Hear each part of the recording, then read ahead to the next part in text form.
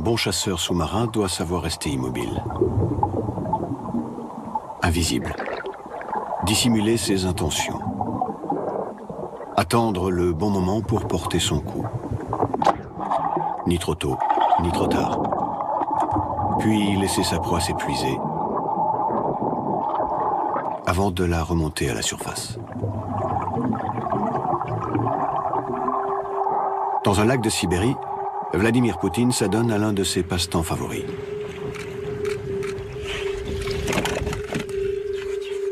En cet été 2017, le président de la Russie tient sa vengeance.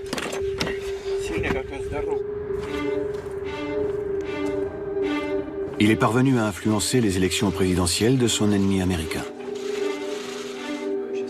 Il pèse sur les vies politiques des démocraties occidentales. Il est devenu incontournable en Syrie, en Ukraine et ailleurs.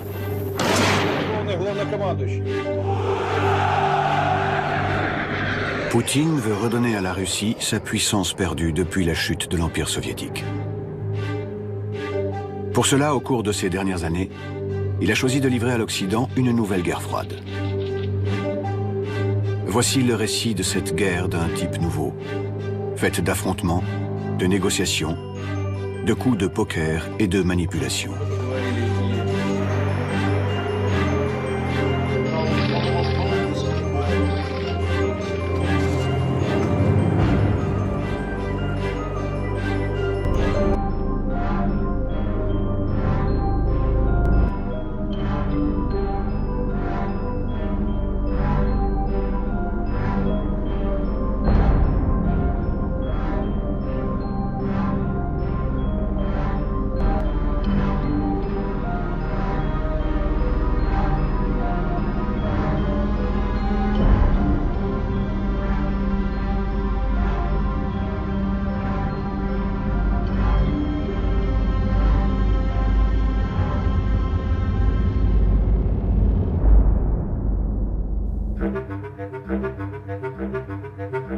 C'est d'abord l'histoire d'une revanche.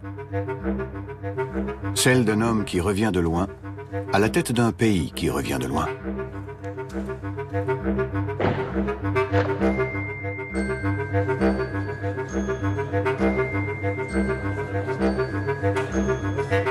En cette année 2012, Vladimir Poutine vient d'être réélu président pour un nouveau mandat de 6 ans. Depuis déjà 12 ans, l'ancien agent du KGB règne sur la Russie. En 12 ans, il a rétabli l'ordre dans un pays menacé d'effondrement, muselé l'opposition, mis au pas les médias. C'est pourtant un homme au ton grave qui, les mâchoires serrées, prête serment. Клянусь при осуществлении полномочий президента Российской Федерации защищать суверенитет и независимость.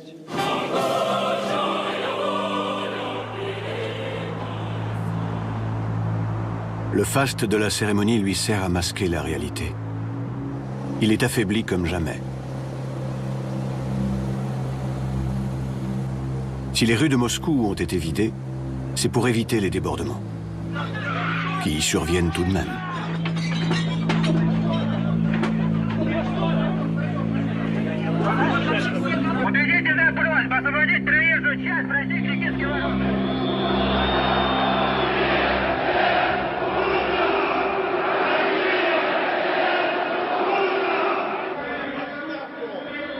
Depuis des mois, dans tout le pays, les plus grandes manifestations depuis la chute de l'Union soviétique dénoncent des élections truquées et exigent le départ de Poutine.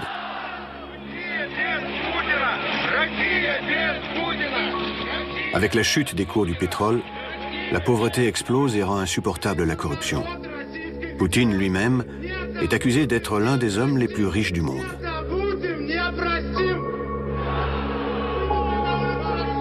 L'inquiétude saisit le maître du Kremlin, cloîtré dans son palais.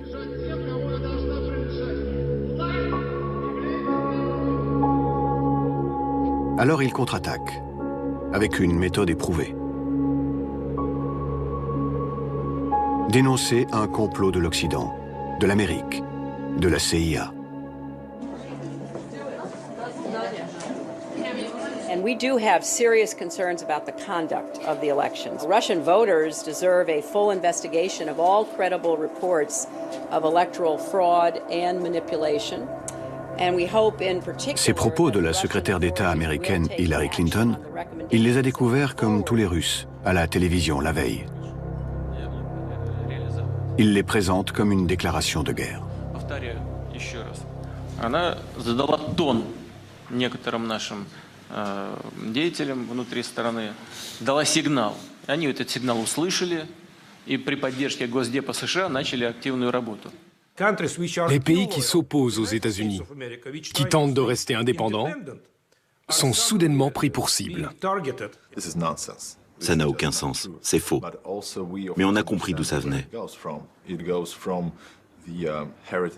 C'est un héritage de la guerre froide.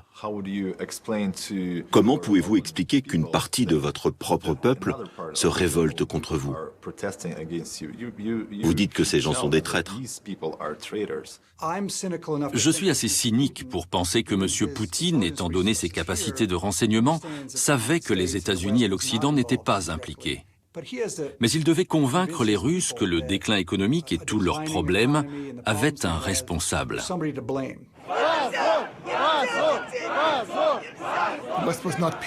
L'Occident ne les payait pas. Non.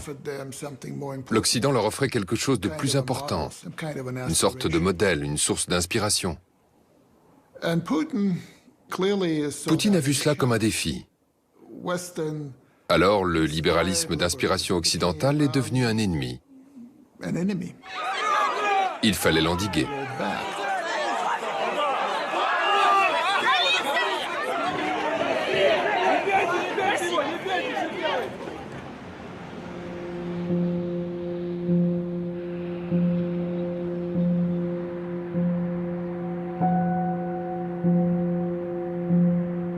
Dès lors, Poutine s'efforce de mobiliser son peuple.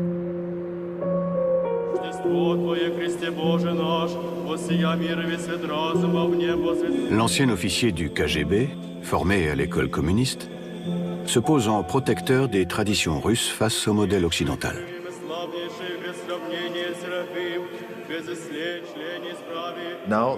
C'est exactement comme si la Russie était devenue un château encerclé par des ennemis.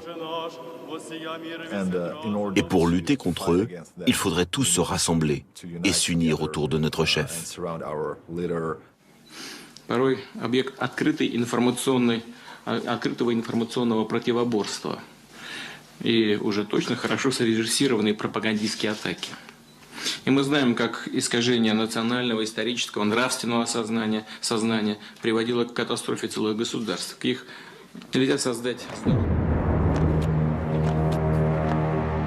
Cette catastrophe, selon Poutine, est la chute 20 ans plus tôt de l'Empire soviétique défait par l'Occident. Alors, à la Russie, il veut redonner son statut de puissance mondiale.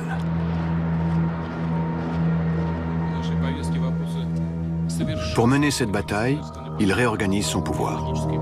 Il exclut les libéraux et s'entoure de durs. Ils viennent souvent, comme lui, des services secrets ou sont de fidèles oligarques. Son ami Vladimir Yakounine, ancien officier du KGB, richissime homme d'affaires et fervent croyant, devient l'un des membres du premier cercle qui conseille officieusement le président russe.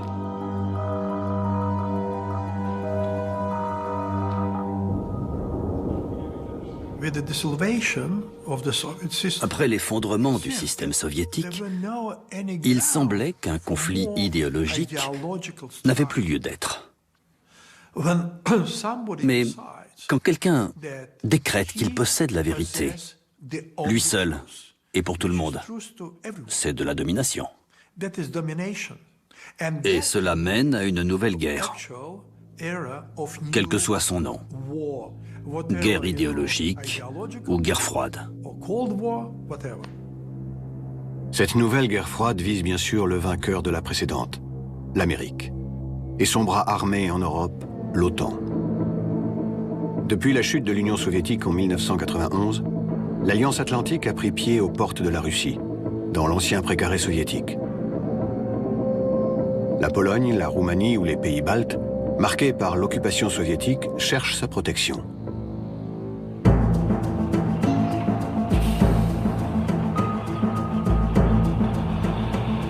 Mais maintenant, l'heure est aux grandes manœuvres, car les discours nationalistes de Poutine inquiètent ses voisins. Les États-Unis projettent de déployer à travers l'Europe de l'Est une nouvelle arme à la pointe de la technologie. Un bouclier antimissile.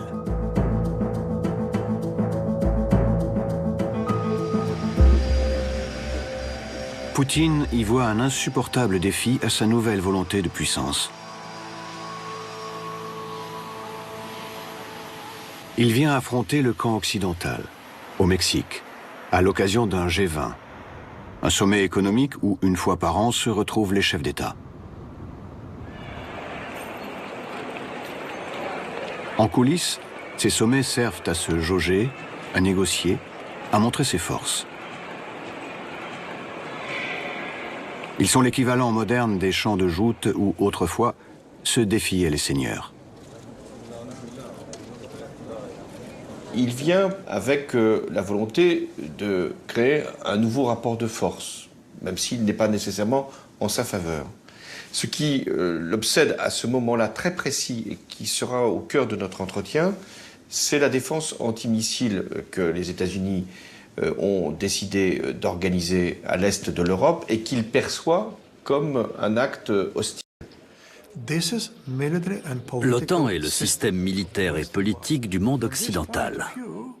De ce point de vue, si la menace du communisme a disparu, notre question est toute simple. Pourquoi l'OTAN s'accroît-elle? Je lui fais comprendre que la défense antimissile ne doit pas être dirigée contre la Russie, mais doit protéger l'Europe d'éventuelles attaques venant de l'Iran, puisque c'est à ce moment-là que la menace peut paraître la plus sérieuse.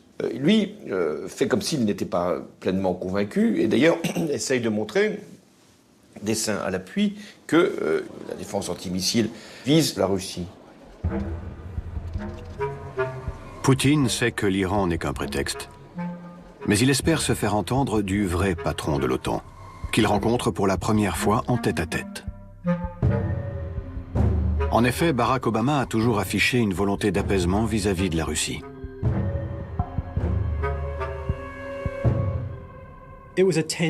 C'était une rencontre tendue, sans aucune chaleur. Poutine a longuement sermonné le président Obama sur tous les méfaits des États-Unis au cours des dernières années, à commencer par l'élargissement de l'OTAN sous l'administration Clinton. Le président Obama a essayé de s'adresser à M. Poutine dans un esprit de logique. Mais cette logique n'était pas nécessairement partagée par M. Poutine. Quand quelqu'un vous dit « Bon, écoutez, je fais venir mes tanks, mon matériel militaire dans votre arrière-cour. Mais restez calme, ce n'est pas dirigé contre vous. » Vous le croiriez? Nous avions aussi un argument géopolitique. L'Occident devait pousser son avantage pour avancer vers l'Est, afin que la Pologne, la Hongrie ou l'Estonie restent hors de l'influence russe. Les États souverains devraient pouvoir choisir s'ils veulent ou pas faire partie de l'OTAN, s'ils veulent ou pas appartenir à l'Union européenne. Qui est la Russie pour leur dicter leur choix? Dès lors, le bouclier antimissile en Europe de l'Est est non négociable, lui dit Obama. La conférence de presse est glaciale. We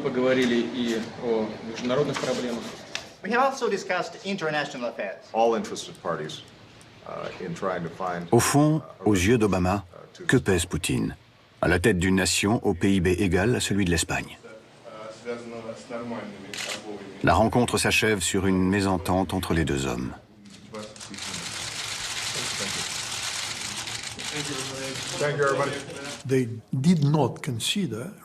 Ils ne considéraient pas la Russie comme un partenaire égal. Bon ou pas bon, mais en tout cas égal. Ce comportement dénotait un sentiment de supériorité. Une manière de signifier « Vous n'êtes pas à mon niveau, alors filez droit ». Je n'ai pas senti qu'il y avait une bonne relation entre le président Obama et Vladimir Poutine. Pour je ne sais quelle raison, leur rapport était mauvais. Je pense que cela a contribué à la dégradation des relations entre nos deux pays.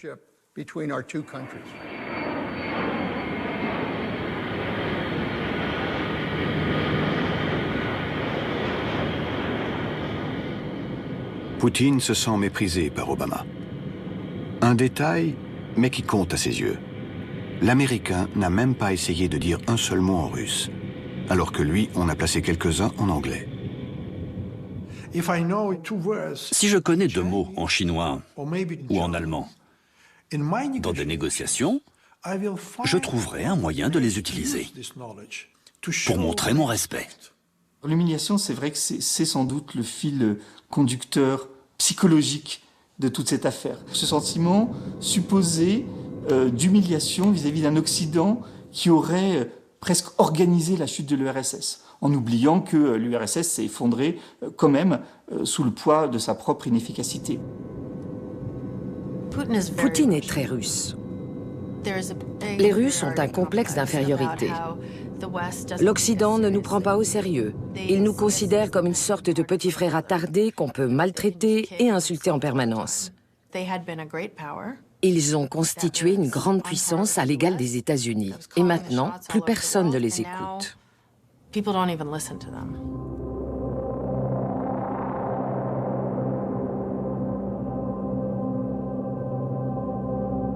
Non seulement les Occidentaux ne l'écoutent pas, mais partout, ils avancent leurs pions.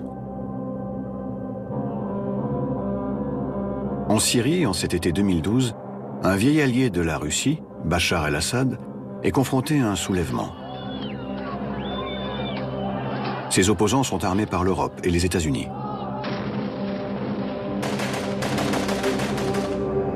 Pour Poutine, pas de doute, l'Occident ourdit un changement de régime, comme en Irak en 2003, comme en Libye, où Kadhafi vient d'être assassiné. Quand Vladimir Poutine a obtenu la vidéo de l'assassinat de Kadhafi, il l'a regardée en boucle, et l'a regardée encore et encore.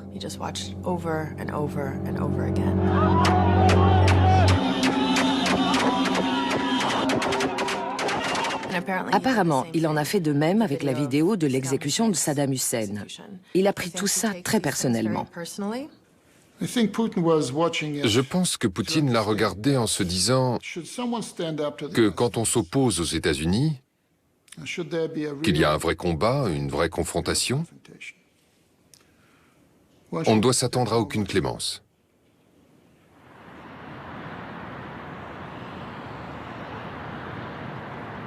À Poutine, ces printemps arabes rappellent singulièrement les manifestations contre lui quelques mois plus tôt. Alors, pour contrer les Occidentaux en Syrie, il soutient à bout de bras un régime au bord de l'effondrement. Mais le 21 août 2013, survient un événement qui, pour Poutine, va changer la donne.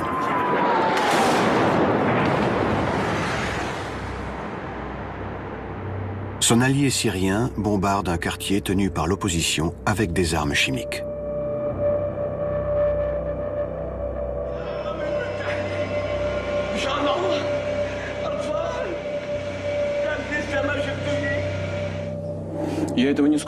I don't rule this out, but let me draw your attention to one absolutely essential thing. Certainly, those pictures are just hideous, but they don't prove anyone guilty.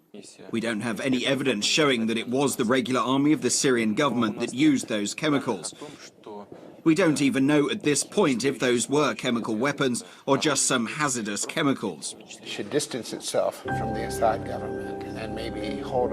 Si Poutine conteste les faits, c'est que Barack Obama, un an plus tôt, a annoncé une ligne rouge. Toute attaque chimique du régime entraînerait une riposte militaire. Son allié syrien pourrait chuter. Le 31 août, Français et Américains informent la Russie d'une intervention imminente. Nous savions que les Russes étaient sur le terrain. Nous les avons fortement incités à mettre leur personnel en sécurité, car en cas de frappe, ils étaient vulnérables. Moi, mon interprétation, justement, du rapport de force, c'est que la Russie, sur le plan militaire, elle n'était pas en situation de réagir. Ensuite, le président américain, quelques heures, c'est vraiment une question d'heures, avant que l'attaque coordonnée soit déclenchée, appelle le président français en lui disant non, c'est difficile, il faut que je consulte, etc. Bon, bref, la ligne rouge, il n'y en avait plus. Obama redoute de s'engager dans un nouveau conflit.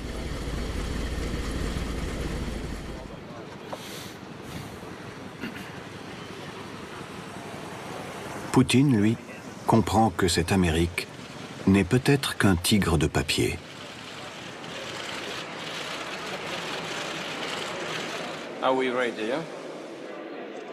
Au G20 de Saint-Pétersbourg, qui a lieu 4 jours plus tard, il exploite sans coup férir le recul de son adversaire. Aux yeux de tous, il y a des conversations qui s'engagent entre Barack Obama et Vladimir Poutine. À Obama, Poutine fait une offre que l'Américain n'est plus en position de refuser. Contraindre son allié syrien à renoncer à ses armes chimiques. Alors que c'est eux, très largement, qui avaient fourni des armes chimiques dans le passé aux Syriens, ils apparaissent du coup comme les sauveurs. Alors qu'au départ, le président Poutine avait une mauvaise paire de 7 dans les mains, comme étant capable, au fond, de renverser la donne. Monsieur Obama a été trop sûr de lui. Il a cru que le régime syrien était si faible qu'il pouvait être renversé facilement.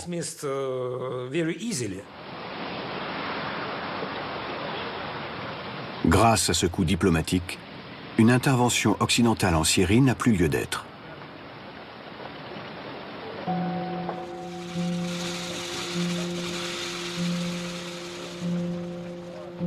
Et Poutine perçoit surtout, leçon capitale, le talon d'Achille de son adversaire américain. Les Russes, à Saint-Pétersbourg, comprennent au quart de tour, M. Poutine est intelligent, très intelligent même, que, au fond, si le président des États-Unis s'étant engagé publiquement, en cas de ligne rouge, à réagir et à frapper, ne le fait pas, ça jette certaines interrogations sur beaucoup d'autres engagements. Il me semble que le président russe a senti que le président Obama ne voulait pas faire usage de la force militaire. Le fait qu'il ne fasse pas respecter sa propre ligne rouge a été interprété par beaucoup comme une faiblesse, en particulier par le président Poutine. Après cela, je crois qu'il ne le craignait absolument plus. Ce sentiment pèsera grandement au cours de l'hiver suivant.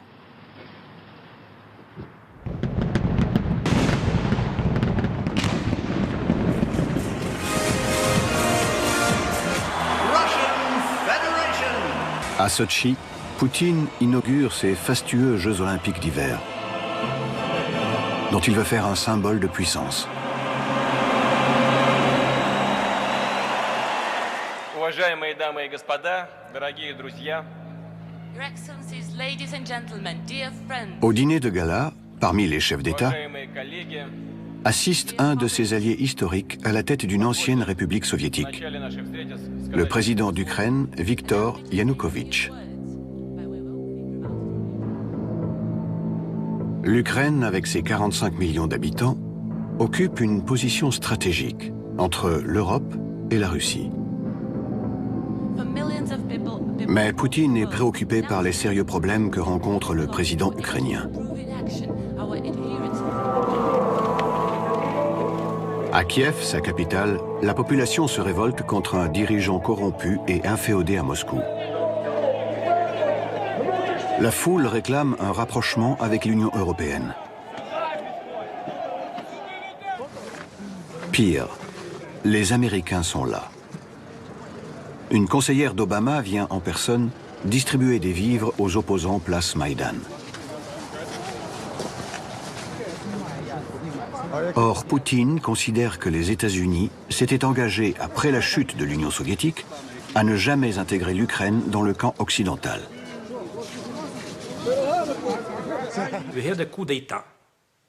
Nous avons fait face à un coup d'État à Kiev. Certains préfèrent décrire ces événements comme une révolte de la population ukrainienne contre des autorités corrompues.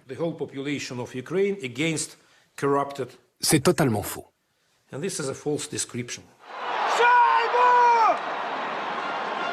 Le 15 février, tout s'accélère. L'équipe russe de hockey dispute un match crucial face aux États-Unis. En Ukraine, le pouvoir fléchit face à l'opposition pro-occidentale. Un cauchemar pour Poutine, qui redoute que ce pays ne tombe à brève échéance dans l'escarcelle de l'OTAN, qui ne serait alors plus qu'à 500 km de Moscou.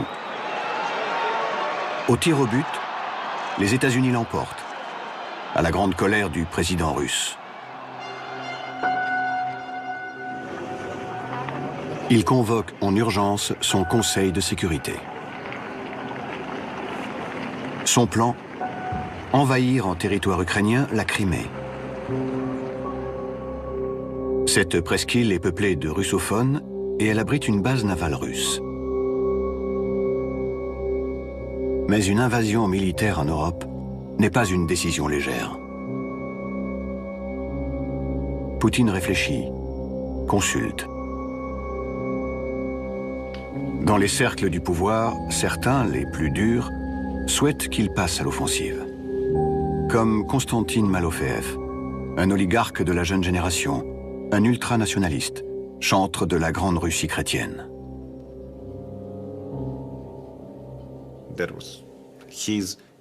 C'était sa décision. D'après ce que j'ai entendu, elle n'a pas été facile à prendre. Mais il y a eu des débats. La grande question, c'était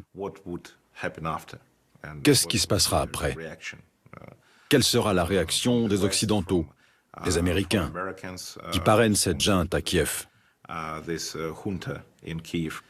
vrai dire, leur réaction semblait évidente.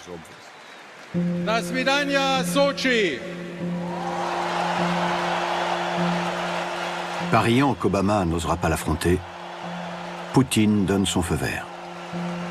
Vladimir Poutine, pendant toute la période des Jeux Olympiques de Sotchi, a été relativement discret. Le 23 février, il clôture les Jeux Olympiques et, au petit matin du 26 février, la Crimée se réveille aux mains de forces spéciales russes débarquées dans la nuit. Un État souverain, l'Ukraine, est envahi par un autre, la Russie.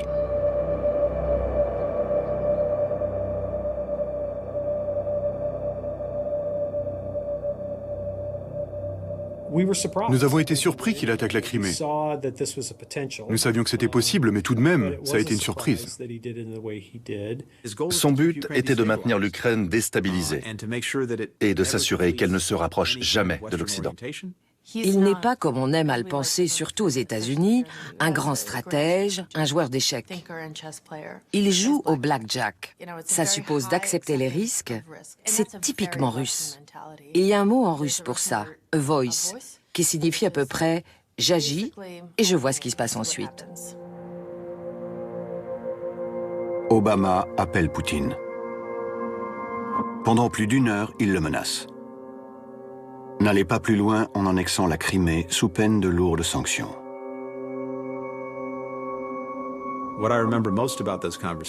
Ce que j'ai retenu de cette conversation, c'est que le président Obama a dit très clairement au président Poutine « Les actions de la Russie sont inacceptables. La souveraineté territoriale de l'Ukraine doit être restaurée. Pour la Russie, l'objectif principal était de maintenir l'Ukraine comme une sorte de zone tampon entre la Russie et l'OTAN. En fait, ce n'est pas seulement l'Ukraine qui est en jeu. Il s'agit de l'ordre mondial, de l'ordre européen. Indifférent aux menaces occidentales, Poutine va plus loin. 10 jours plus tard, la Crimée est annexée par la Russie au terme d'un référendum expéditif. Son président entre en vainqueur dans le port de Sébastopol.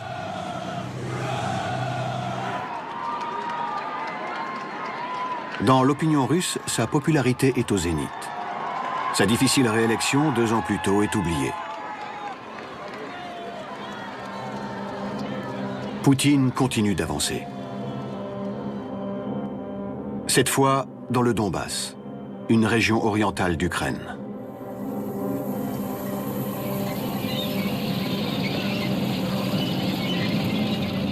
À partir de l'été 2014, des troupes russes, sans uniforme,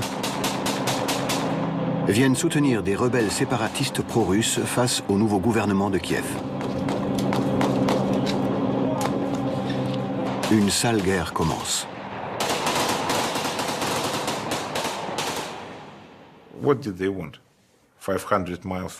Mais qu'est-ce qu'ils voulaient? À seulement 800 km de Moscou. Que nous restions sans rien faire pendant qu'ils tuaient nos gars? Nous devions nous protéger. Ça veut dire protéger nos intérêts à proximité de nos frontières. Soupçonné par les Occidentaux de financer les séparatistes, Malofeev est l'objet de sanctions. Car pour Poutine et les siens, la guerre a un coût.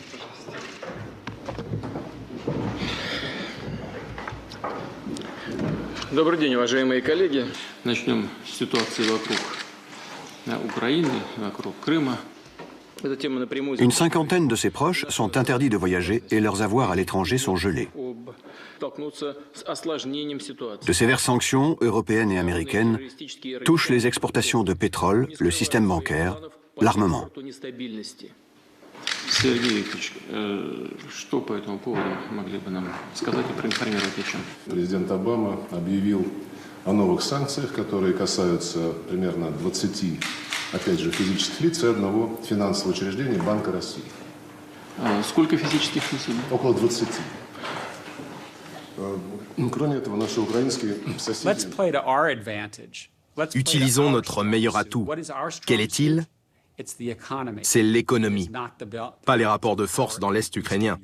Car au niveau économique, l'Occident, c'est-à-dire l'Europe plus les États-Unis, pèse 50% du PIB mondial. La Russie n'en représente que quelques pourcents. Les sanctions étaient prévisibles. Mais Poutine ne s'attendait pas à ce que les Occidentaux fournissent au nouveau président ukrainien des centaines de millions de dollars d'aide militaire. Les Américains envisagent même d'aller plus loin. Livrer à l'Ukraine des armes anti-chars aux effets destructeurs. Au sein de mon équipe, nous avons perçu que les Russes étaient sensibles aux pertes sur le terrain. Quand les corps des soldats tombés au front ont commencé à rentrer, les gens n'étaient pas très contents. Et puis aussi les journalistes ont commencé à poser des questions. Nous avons appris que le gouvernement russe interdisait aux familles de parler des morts. Ils gardaient le secret. Bref, ils étaient très sensibles aux pertes humaines. Alors, si on pouvait détruire les chars russes et faire des victimes, cela les dissuaderait peut-être de mener une nouvelle offensive contre l'Ukraine. C'était ça notre idée. Poutine redoute une escalade militaire qui pourrait lui être défavorable. Alors il accepte de négocier. En février 2015, Français et Allemands viennent au Kremlin tenter de mettre fin à une crise qui menace la paix en Europe. C'était une course de vitesse, parce que les séparatistes appuyés par les Russes étaient en mouvement et que l'armée ukrainienne pouvait être encerclée. Mais encore faut-il faire admettre à Poutine l'évidence, la présence de son armée dans l'est de l'Ukraine. suffisamment d'informations incontestables pour dire où sont les forces russes. Il ne nie pas qu'il y a des actions armées. Alors, il prétend qu'il n'a pas de lien. Je lui dis, mais vous avez des liens avec les séparatistes, vous pouvez les appeler. Il dit, mais je ne les connais pas. Au téléphone, la chancelière Merkel a dit au président Obama qu'elle ne savait plus quoi faire avec Poutine. Parce qu'à chaque fois qu'il parlait, il mentait.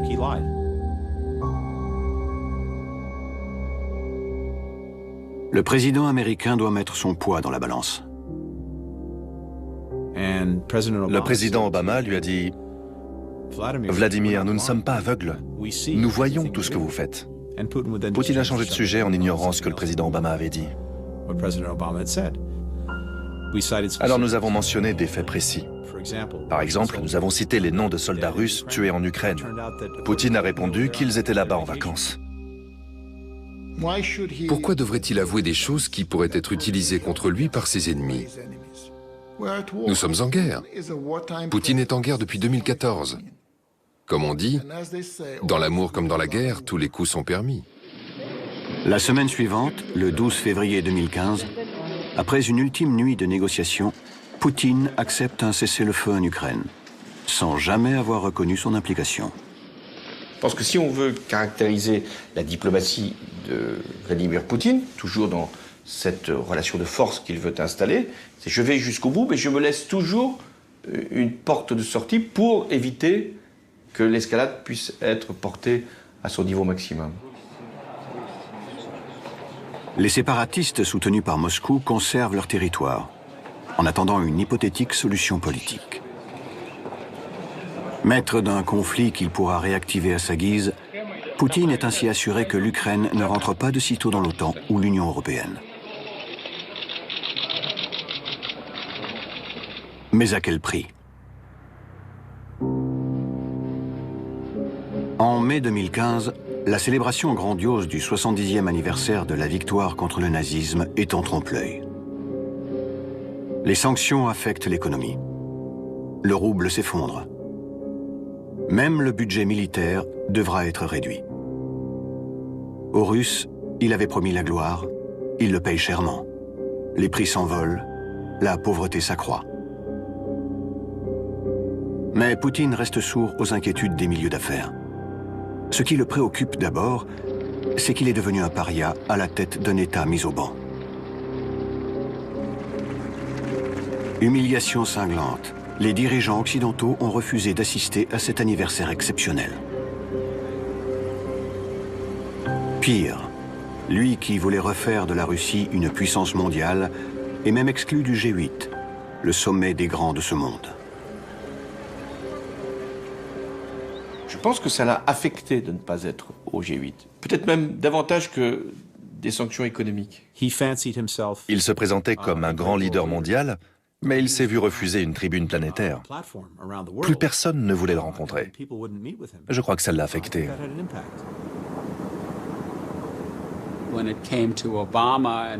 En ce qui concernait Obama et d'une certaine manière Merkel et les autres, la porte a été fermée. Il était dans les cordes. Il voulait de la reconnaissance, assister aux réunions, il voulait des appels téléphoniques et il n'en recevait plus.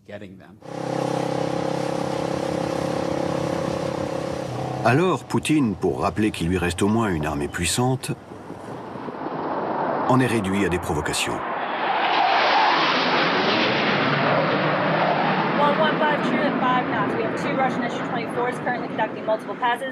Pour la première fois depuis la guerre froide, des jets russes menacent des navires américains en mer Baltique.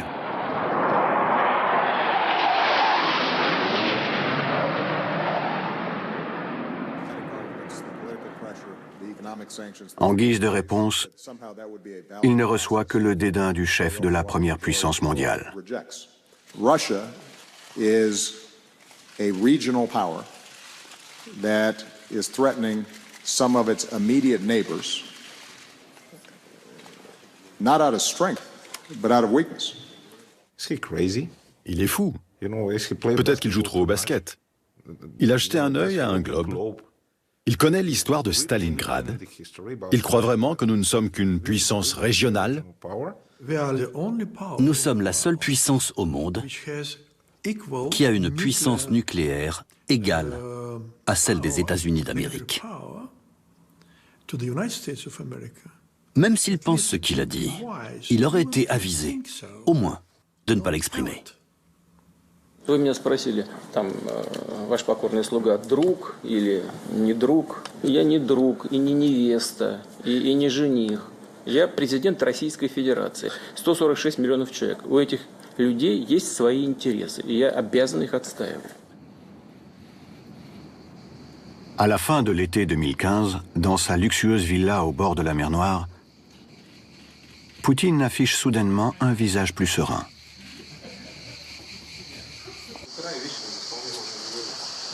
Pour briser l'isolement dans lequel les Occidentaux le maintiennent, il a fini par comprendre que la confrontation est peu efficace.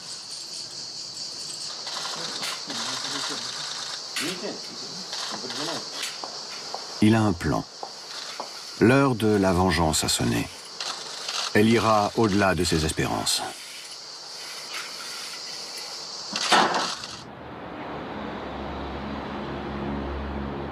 Товарищ Верховный Главнокомандующий, в соответствии с вашим распоряжением, боевая авиация наших вооруженных сил... Dans un premier temps, il revient sur le devant de la scène grâce à un coup audacieux, en Syrie.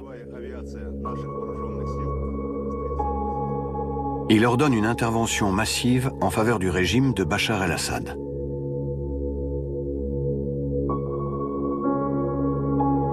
Des centaines d'avions sont envoyés écraser sous les bombes, des mois durant, l'opposition au dictateur syrien.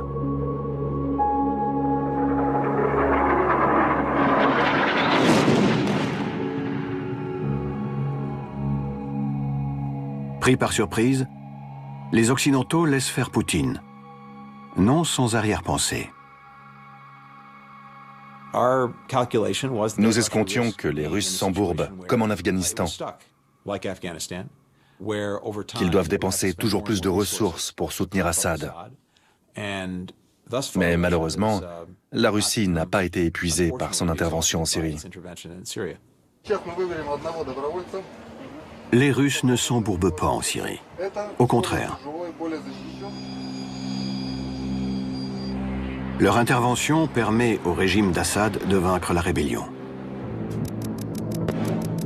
Mais à la faveur de cette guerre civile a surgi un monstre. Daesh.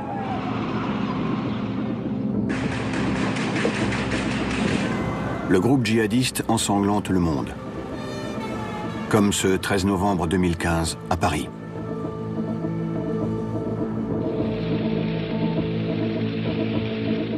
Dix jours après, les dirigeants français, qui un an plus tôt sanctionnaient Poutine, se pressent à Moscou pour solliciter son aide face au terrorisme. À l'incontournable maître de la guerre en Syrie, il demande de rejoindre la coalition occidentale qui combat l'État terroriste depuis près d'un an.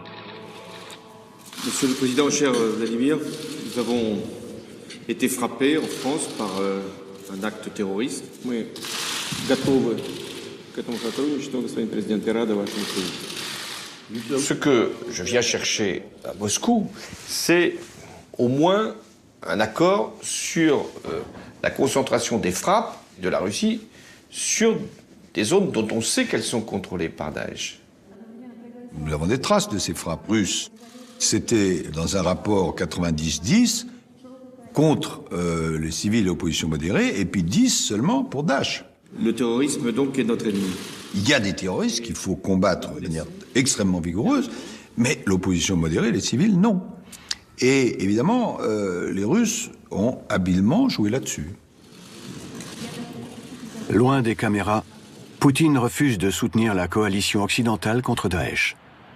Il défendra Bachar el-Assad contre tous ses opposants, tous assimilés à des terroristes. Le terrorisme ne peut pas être un terrorisme dur, un terrorisme moyen ou un terrorisme doux. Crier « nous sommes contre le régime », ça ne rend pas le terrorisme plus acceptable. C'est ça la réponse. Ses interlocuteurs n'ont pas compris qu'autant qu'une guerre, c'est une bataille d'image que mène Poutine.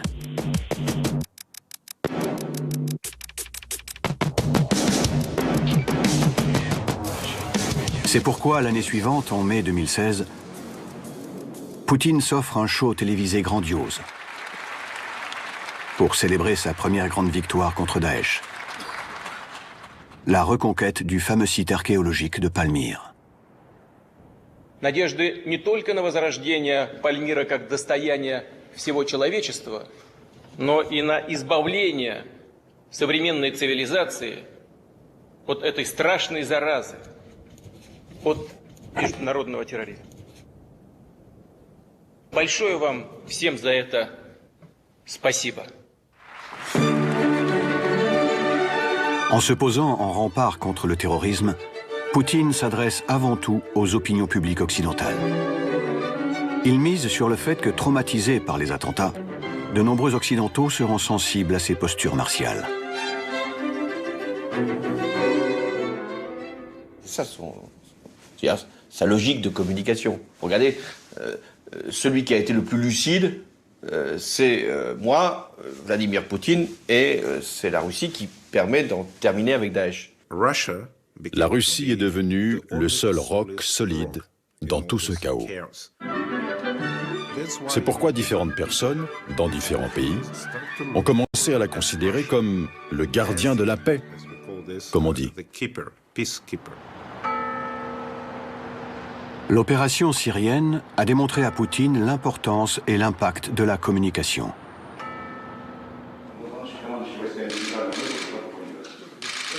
Quand on a un budget militaire 10 fois inférieur à celui des États-Unis, elle est l'arme du faible par excellence.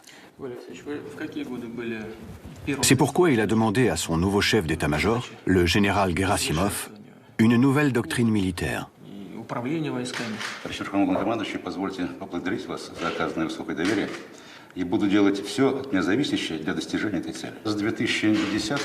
Ce sera la doctrine Gerasimov, celle de la guerre hybride. Subversion, espionnage, propagande et cyberattaques doivent façonner le paysage politique et social de l'adversaire. L'élément le plus important, c'est l'information, parce qu'elle ne s'arrête jamais. La bataille de l'information, c'est 24 heures sur 24 et 7 jours sur 7. Ça ne s'arrête jamais. Et dans cette bataille de l'information, l'Occident, et d'abord les États-Unis, a été désigné comme un adversaire, et même un ennemi. Poutine regarde peu la télévision, se méfie d'Internet, reçoit les informations sur papier. Pourtant, cet homme formé au KGB sous Brejnev sait utiliser les moyens les plus modernes. Такое ощущение, что это какая-то компьютерная игра. Давай, давай, давай. Снаряд. Он не разорвался. Devant un parterre d'invités, Poutine célèbre la réussite de la télévision d'État qu'il a créée pour propager les idées russes dans le monde. Телеканал Russia Today доступен сейчас для 700 миллионов зрителей. И сегодня, когда ситуация в мировой политике, прямо скажем, сложна, как никогда важно, чтобы ваш и наш голос, вашу и нашу позицию слышали. À l'instar des missiles et des pipelines, Russia Today, RT, est considéré par l'État comme un outil stratégique dont le budget est garanti. RT est diffusé en 5 langues dans une centaine de pays. Sur Internet, le cœur de sa stratégie, ses vidéos sont plus visionnées que celles de CNN et de la BBC.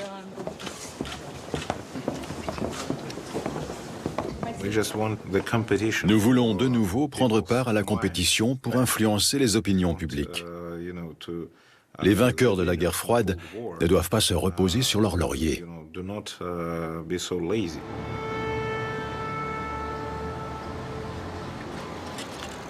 Les États-Unis sont bien sûr un objectif prioritaire de RT.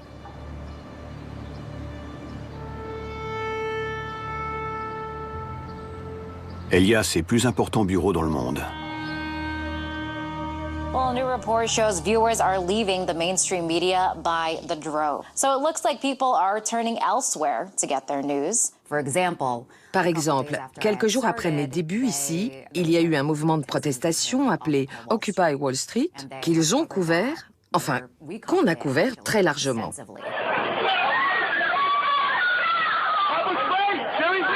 Police brutality running wild in New York. Notre couverture médiatique était démesurée. Et maintenant, je comprends pourquoi.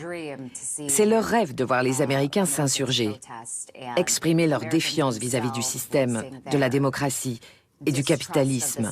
Leur rêve de voir les Américains eux-mêmes dire que leur système ne fonctionne pas.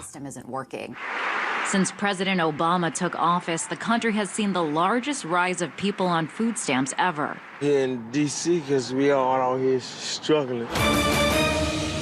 My name is Daniel Bush. Your top officials say the White House is behind the terrorism of their population and new evidence from 9/11. Il y avait beaucoup de théories du complot. C'était une grande part de leur stratégie. Ils essayaient de tirer avantage des problèmes et des divisions existants aux États-Unis. Aux États-Unis comme ailleurs, la méthode est la même. Diviser, exploiter les failles, toutes les failles. Quitte à relayer l'extrême gauche aux États-Unis,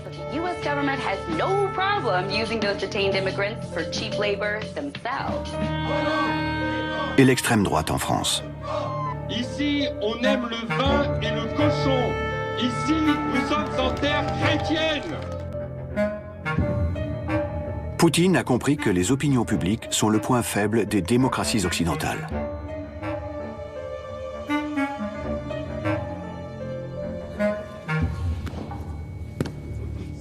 Au début de l'été 2016, c'est une leçon qu'il a certainement en tête. Lorsque le secrétaire d'État d'Obama lui rend visite au Kremlin. Well, Mr. President, we're very appreciative for the opportunity to have a serious conversation about serious issues. John Kerry douche ses espoirs d'un allègement des sanctions s'il ne change pas de politique en Ukraine et en Syrie. On lui annonce de surcroît la prochaine inauguration des bases antimissiles à ses frontières. Le plus préoccupant, c'est que 6 mois plus tard, il pourrait avoir à traiter avec quelqu'un de plus inflexible encore. Celle qu'il a publiquement accusée d'avoir donné le signal à ses opposants en 2011. Sa bête noire, Hillary Clinton. La grande favorite des élections américaines qui s'annoncent. He's a very arrogant person to deal with. Like many bullies, he is somebody who will take as much as he possibly can. Russia is trying to move the boundaries of the post-World War II Europe. We've got to get NATO back working for the common defense. Face à elle, Poutine a la surprise de voir surgir un outsider. Un populiste qui affiche des positions favorables à la Russie et critique l'OTAN. You know, Hillary likes to play tough with Russia. Putin looks at her and he laughs, okay? He laughs. Russia doesn't like ISIS any better than we do. Wouldn't it be nice if we actually got along with Russia and you could knock them out together? Wouldn't that be a good thing? Nous avions le choix entre une folle, Clinton, et un hooligan, Trump. Qui préféreriez-vous rencontrer dans une rue? Une folle ou un hooligan? Un hooligan, bien sûr, car avec un hooligan, vous avez encore une chance. Avec une folle, vous n'en avez aucune. Elle préconisait notamment une zone d'exclusion aérienne en Syrie. À mon sens, elle prenait le risque d'une confrontation directe entre les forces américaines et les Russes en Syrie. Clinton était si russophobe, si néoconservatrice, avec son discours « Je suis la chef du monde global et j'ai une province rivale appelée la Russie qui se comporte mal ». Bien sûr qu'on préférait Trump.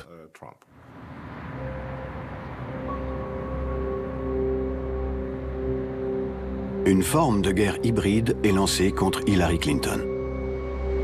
Des hackers russes se faisant passer pour des Américains produisent plus d'1 million de tweets hostiles à la démocrate. Sur Facebook, leurs messages sont propagés des semaines durant auprès de 126 millions d'internautes. Les médias pro-russes répandent rumeurs et fake news. So in 2015, 96% of the Clintons' charity went to themselves. The rest of their charitable Ainsi, cette seule vidéo est vue par 9 millions d'Américains sur les réseaux sociaux.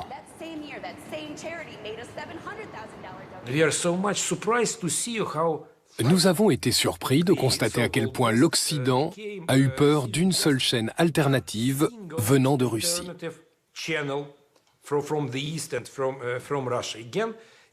Cela démontre que l'Ouest est bien plus faible qu'il ne le prétend.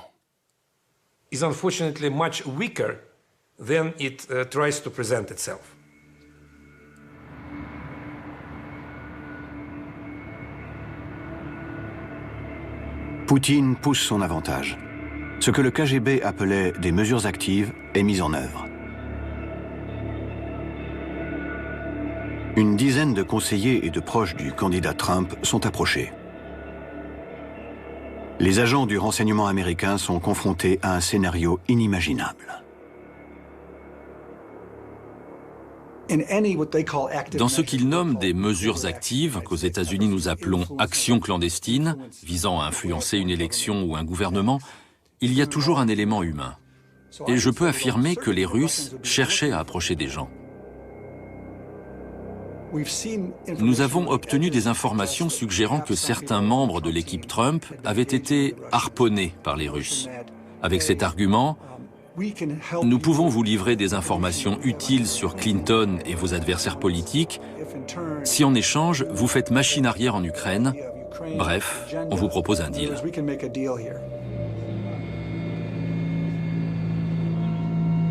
Fin août 2016, 3 mois avant l'élection, la guerre hybride de Poutine franchit un seuil. Des hackers piratent les ordinateurs de l'équipe Clinton pour dérober des emails qui la compromettraient. Des machines à voter sont également ciblées. Le cœur de la démocratie américaine est attaqué. Cette fois, les services de renseignements américains n'ont plus de doute sur l'origine de l'attaque.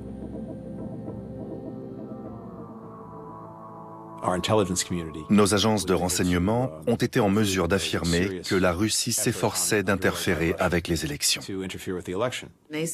Ils ont dit que Vladimir Poutine menait une opération contre les élections américaines, avec pour objectif, premièrement, d'affaiblir notre vie démocratique et de nous diviser, et deuxièmement, d'accroître les chances de Trump et de diminuer celles d'Hillary Clinton.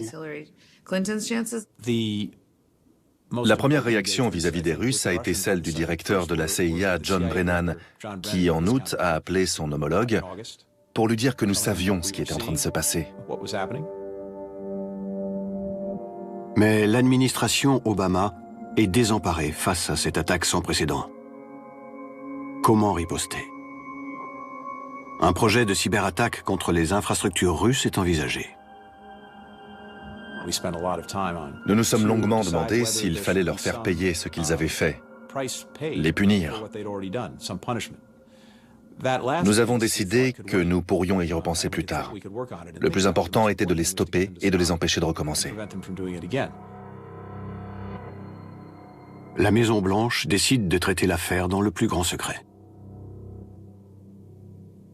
Nous étions convaincus que l'objectif principal de la Russie était de susciter le doute, de décrédibiliser et de délégitimer nos institutions. Nous devions donc être très prudents vis-à-vis du grand public. Si nous-mêmes ou le président avions déclaré « voilà ce qu'ils essaient de faire, mais ils ne réussiront pas », eh bien, ça aurait justement semé le doute que la Russie essayait de susciter. Ils pensaient qu'Hillary Clinton gagnerait haut la main. Ils ne voulaient pas créer un nouveau problème politique.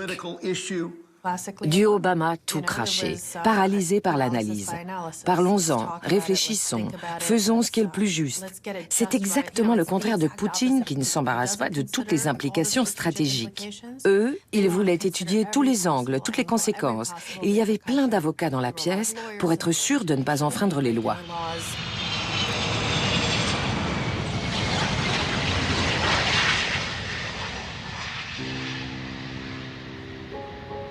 Obama choisit donc d'aller s'expliquer les yeux dans les yeux avec Poutine, en marge d'un G20 en Chine prévu de longue date, le 5 septembre 2016. Le président a été très direct. Il a dit à Poutine que nous savions ce qu'il faisait et qu'il devait arrêter, sinon il y aurait des conséquences.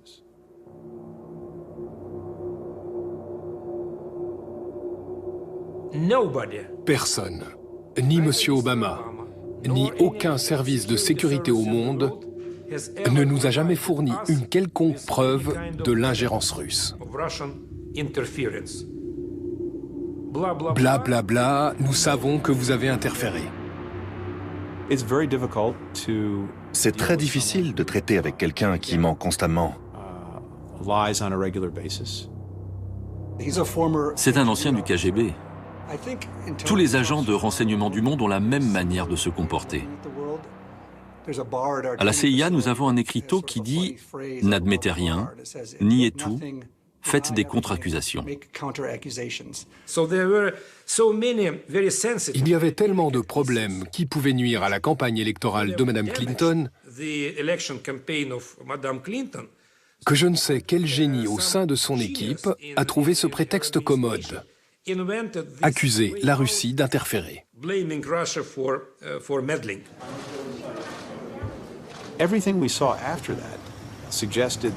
Après ça, nous avons constaté que les efforts des Russes pour voler et utiliser des informations avaient cessé, pour autant qu'on le sache. Mais il était déjà trop tard. Ils avaient déjà transmis ces informations à une tierce partie qui, pendant les mois à venir, allait pouvoir les diffuser à tout moment utile. Cette tierce partie est le site internet Wikileaks.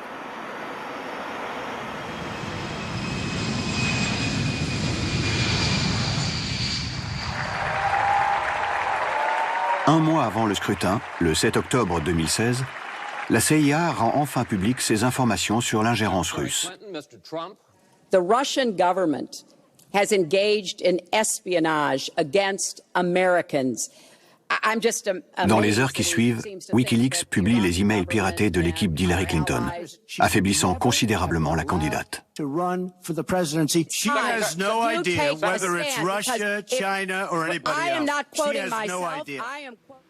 Президент Российской Федерации Владимир Владимирович Путин.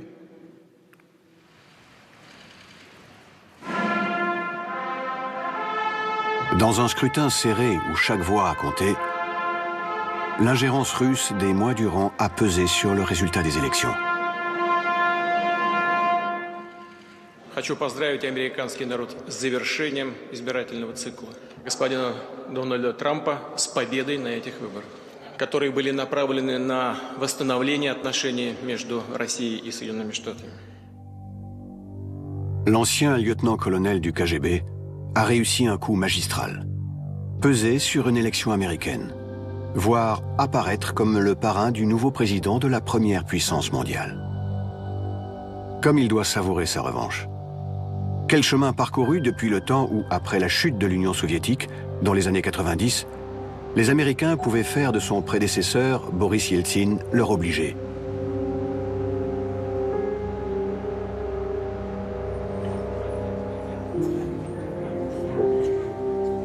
Mais encore lui faut-il obtenir du nouvel élu ce qu'il espère. D'abord la levée des sanctions qui affectent son pays, mais aussi l'arrêt de l'expansion de l'OTAN.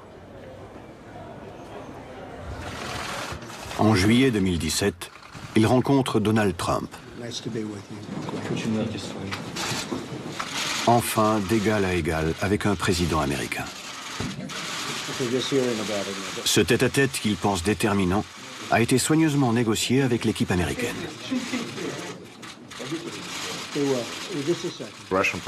Le protocole russe a réclamé de longs tête-à-tête.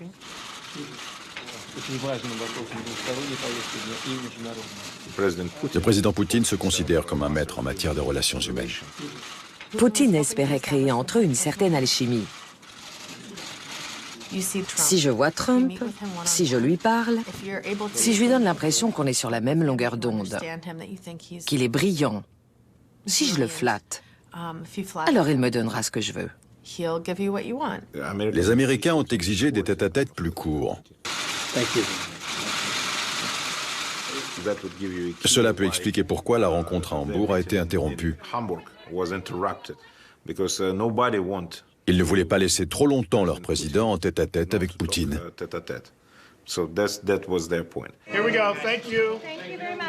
Poutine doit se rendre à l'évidence. Trump ne peut s'engager sur rien. Reste évasif sur tout. Il a les mains liées, si vous voyez ce que je veux dire. Il ne peut pas faire ce qu'il a promis de faire. Aucun accord n'a été conclu. Et nous sommes encore loin du compte. Nous avons perdu du temps.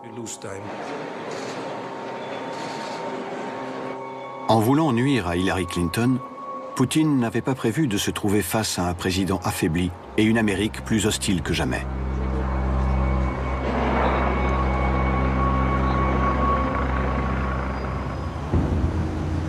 Trump a les mains liées, menacé par des enquêtes sur ses relations avec la Russie. Les sanctions ne sont pas levées, mais alourdies par un Congrès rendu furieux par l'ingérence russe. We're talking about a foreign government that, using technical intrusion and lots of other methods, tried to shape the way we think, we vote, we act. That is a big deal. Je suis encore stupéfaite que Poutine ait pris un tel risque. C'est quelqu'un qui prend des risques, on l'a déjà vu. Mais attaquer les États-Unis, c'est autre chose. Nous n'avons pas fini de répondre. Il doit en être conscient. Nous menons plusieurs enquêtes sur les agissements russes. Il ne s'agit pas seulement des relations entre Trump et la Russie, il s'agit de la Russie. Alors si j'étais Vladimir Poutine, je ne dormirais pas sur mes deux oreilles, parce qu'il ne sait pas où ça va finir.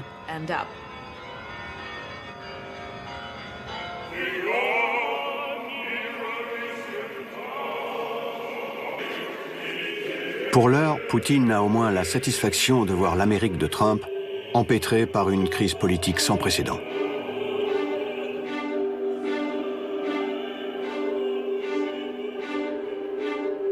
Il profite de ces circonstances pour s'en prendre au grand allié des États-Unis, l'Union européenne. Les objectifs de Poutine sont cohérents. Son but est d'éloigner les États-Unis de ses alliés occidentaux en Europe. Les États-Unis restent la première puissance militaire, économique et politique dans le monde. L'Europe, en tant qu'entité politique, économique et militaire, est certes puissante, mais elle peut plus facilement être divisée. Et il le sait. En ce printemps 2017, l'Union européenne, qui maintient son pays sous de sévères sanctions, semble à Poutine particulièrement vulnérable. Il compte déjà un succès. La Russie est soupçonnée d'avoir mené le même type de cyberoffensive qu'aux États-Unis pour influencer le Brexit, le référendum sur la sortie du Royaume-Uni de l'Union européenne. Poutine porte une attention particulière à la France, où se déroule au printemps 2017 une élection présidentielle décisive. Le favori, Emmanuel Macron, candidat le moins favorable à Moscou, est soudain attaqué. Des ordinateurs sont hackés, des fake news relayées par les réseaux russes, comme celle d'un compte offshore. 30 millions d'euros, ça disparaît pas dans la nature. Macron, il est au top audience, c'est la question que se pose tout le peuple de France. Je dis à Poutine au téléphone, parce que nous étions en relation justement sur l'Ukraine ou sur la Syrie, que nous ne tolérons rien, et bien sûr, il m'a dit, mais nous ne faisons rien.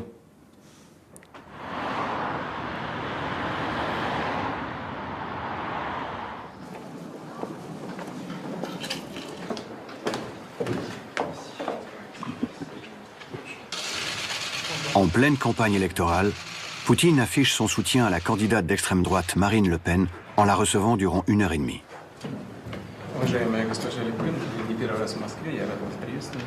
Chère Madame Le Pen, ce n'est pas pour la première fois que vous êtes à Moscou. Je suis ravie de vous savoir ici.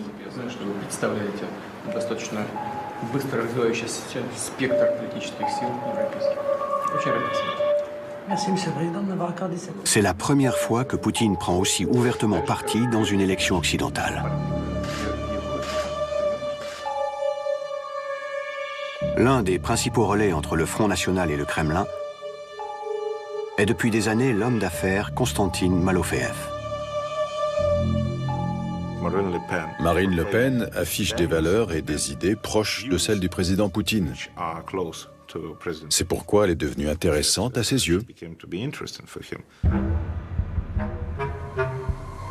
Cette rencontre est pour Poutine une étape majeure de sa stratégie en Europe. Pour y étendre son influence, il s'érige en gardien d'un bastion conservateur et chrétien face aux changements, aux menaces migratoires, au terrorisme. Comme jadis l'Union soviétique, il s'appuie sur des personnalités, des partis politiques partout en Europe, principalement à droite et à l'extrême droite. Quand ils observent la Russie, ils se disent « c'est possible ». Nous pouvons rendre la France, ou encore l'Allemagne, plus grande encore.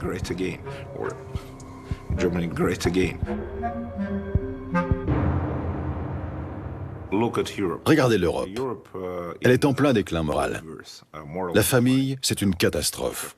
Avec tellement de divorces, il y a les problèmes démographiques. Tous ces problèmes ont une cause. Les Européens ne sont plus chrétiens. Et si vous perdez votre identité, alors préparez-vous à vivre dans un califat.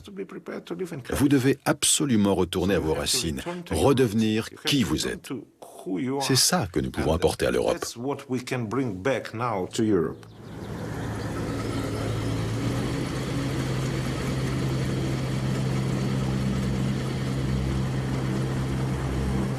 Poutine ne serait-il fort que des faiblesses des démocraties occidentales?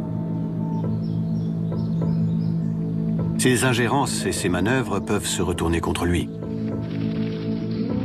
En France, ce n'est pas sa candidate favorite qui l'emporte.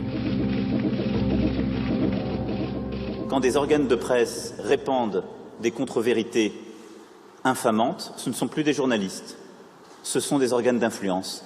Russia Today et Sputnik ont été des organes d'influence durant cette campagne qui ont, à plusieurs reprises, produit des contre-vérités sur ma personne et ma campagne. Sous quelque influence que ce soit, je ne le sais. Вы спросили, говорят, что, может быть, вмешивались российские хакеры. Уважаемый коллега, ну как можно комментировать такие вещи? Говорят, кто говорит, на основании чего говорит, непонятно. Son désir de revanche lui fait prendre des risques.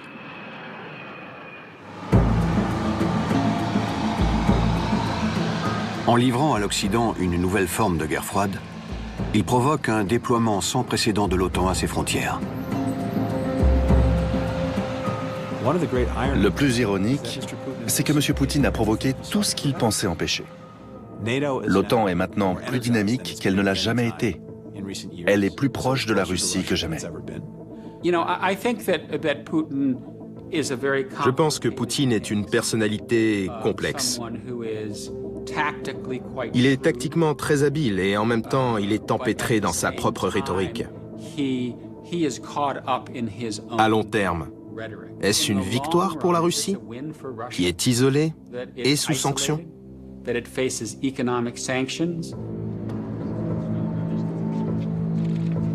C'est sans doute le prix de sa revanche sur l'Occident. Pour le moment, elle lui permet de maintenir son emprise sur la Russie.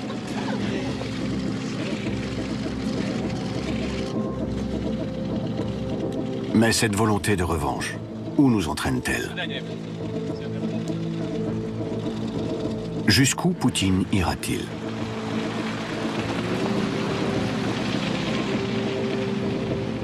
Est-ce que ça a été compliqué de convaincre tous ces intervenants de parler de leur rapport avec Poutine? C'était en fait pas si compliqué parce que je pense que chacun avait envie de parler. Les Américains, parce que après l'élection américaine quand même très particulière, en avaient, pardonnez-moi l'expression, gros sur la patate et donc avaient envie de parler.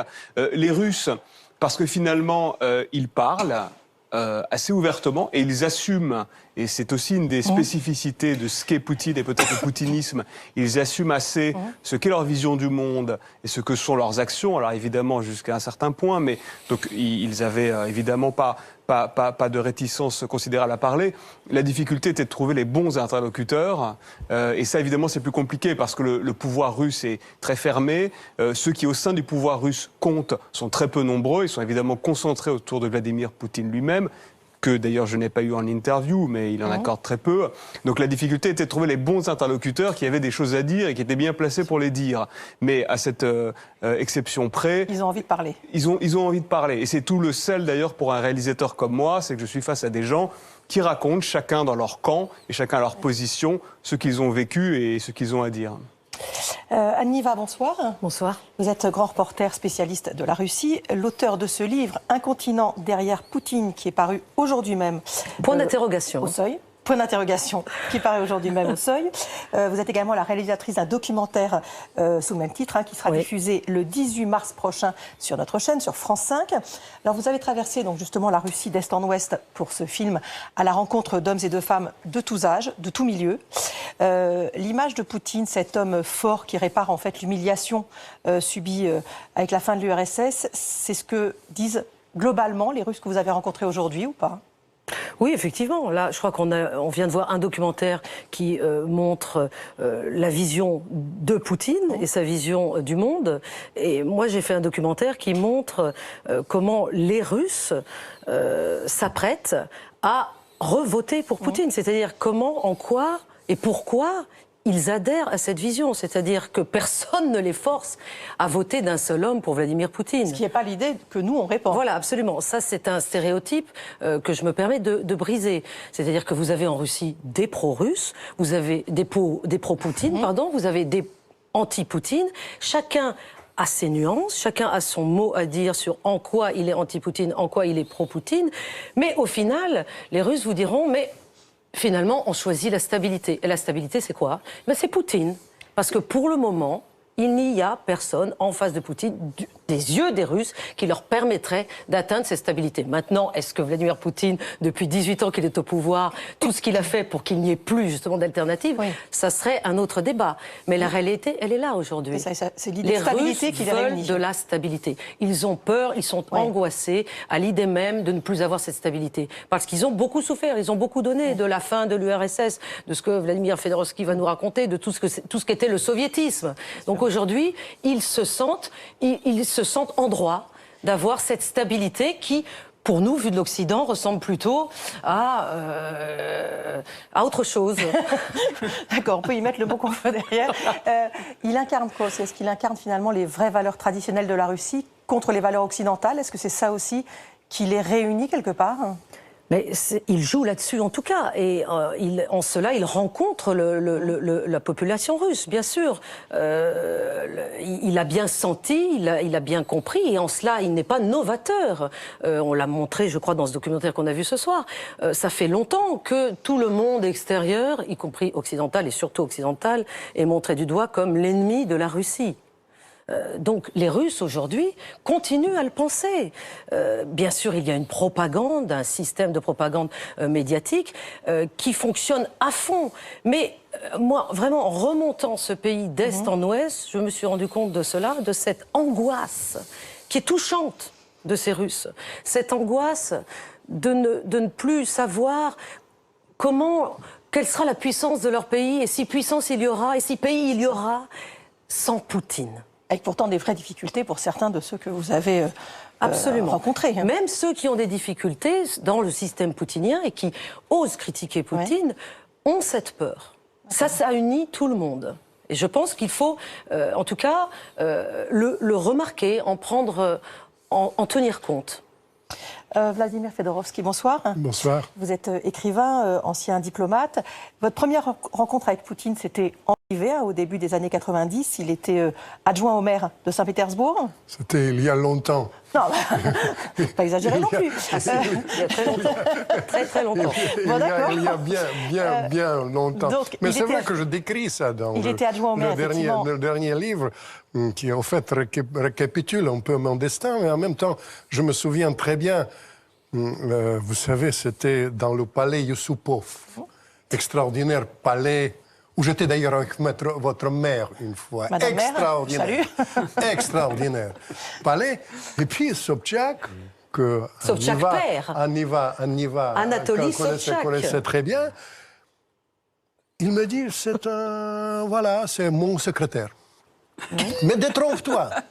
Détrompe-toi. Il ira loin. Non. Il m'a dit, c'est quelqu'un qui est payé par le KGB pour vider mon antichambre, parce qu'à l'époque, c'était l'époque bizarre.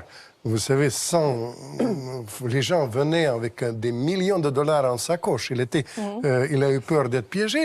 Et il a dit, il doit me prévenir de ça. Jamais de la vie que j'ai pensé que Poutine sera ça. C'était quoi la première impression qu'il vous a faite? Vous savez, c'est un homme écrasé. Poutine, moi j'ai mené vraiment une enquête sur le personnage. Je dois vous dire, Poutine, il cache sa valeur. Et il était choisi par sa faiblesse. Il était choisi comme une marionnette et il est devenu marionnettiste. C'est ça l'astuce de Poutine. On ne pouvait pas deviner ses ambitions à l'époque. Ah, personne. Non. Personne ne pouvait. Si on les avait devinées, d'ailleurs, il ne serait pas devenu président de la Russie. Jamais de la vie. D'ailleurs, on conseille, vous voulez faire une carrière, n'annoncez pas les couleurs avant l'heure. N'annoncez pas votre force avant l'heure. Cela dit, le système de Poutine, je suis très heureux qu'on ait éloigné aujourd'hui, à la fois dans votre commentaire, dans votre documentaire et dans les propos d'Anniva, vous savez, des choses figées en Turquie. Il faut comprendre ce qu'on a vécu là-bas. Vous comprenez, 2500% d'inflation. Moi, j'étais avec Eltsine dans les affaires de la chute du communisme, mais Eltsine, c'était n'importe quoi. Je me souviens, quand il y avait 93, je me suis baladé près de la tour de Stankino. Eltsine sort, les gens, ils commencent à tirer sur la foule. Tirer sur la foule. 1500% de tués. Vous pensez que Poutine, il est arrivé par hasard. Poutine est arrivé de cette frustration. Et puis évidemment, l'Occident a largement contribué, que vous avez si bien montré. L'élargissement de l'OTAN. J'étais mêlé à ça par hasard. Les Américains ont promis de ne pas élargir l'OTAN. Ils ont dit, c'est n'importe quoi la Russie, un pays de second ordre. Ils ont continué avec la Yougoslavie, et j'en passe, c'est les meilleurs. Et tout ce que vous avez dit dans le documentaire, tout ce que Anniva a dit, reflète cette période. C'est quelque chose, frustration russe était énorme, et Poutine réalise ça. Et aujourd'hui, donc Vladimir Fedorovski, dans votre livre « Au cœur du Kremlin », qui est paru chez Stock, vous le qualifiez de premier tsar du XXIe siècle. Le premier tsar, c'est une indication, finalement. Ça, c'est évidemment. Poutine, il met en scène le roman national. Vous avez bien senti. Il met en scène. Il est dans notre filière. Je vous ai dit, c'est Games of Thrones, votre documentaire. Et Poutine, c'est un peu ça. Ouais. Il se met en scène. C'est un artiste. Il fait ça et finalement, les Russes, il va. C'est pas ma tasse de thé, Poutine. Du tout. Mais je suis obligé de constater que, comme vous deux, que les Russes, ça les convient. Et puis, franchement, les meilleurs agents de Poutine, c'est quand même la bêtise occidentale. Vous avez si bien montré ça. J'étais ahuri quand les Américains, quand ils disent « Attendez, ce sera un nouveau Afghanistan en Syrie », ils me disaient, les Américains, « Vladimir, ce sera très simple. On va faire les sanctions, les Russes vont vivre mal, ils vont virer Poutine. » Ils ont fait les sanctions. Les virus vont et vous allez voir avec les élections. Voilà. Claude Planche-Maison, bonsoir. Bonsoir. Vous avez été ambassadeur de France en Russie de 2000 à 2003. Vous avez donc rencontré à différentes occasions Vladimir Poutine. Vous gardez quoi comme souvenir de cet homme? Écoutez, la première fois que j'ai rencontré, c'était au début du mois de juin 2000. J'étais arrivé depuis très peu de temps. Et je l'ai rencontré dans son bureau parce que les Russes venaient de libérer un otage français qui était Brice Flotio, qui était un photographe-reporter qui avait été détenu pendant plus de 8 mois par les Tchétchènes. Et c'était quelque chose d'assez pénible, d'assez difficile. Donc avec Brice Flotio, arrivé par avion militaire, on est allé au Kremlin puisque Poutine souhaitait nous rencontrer.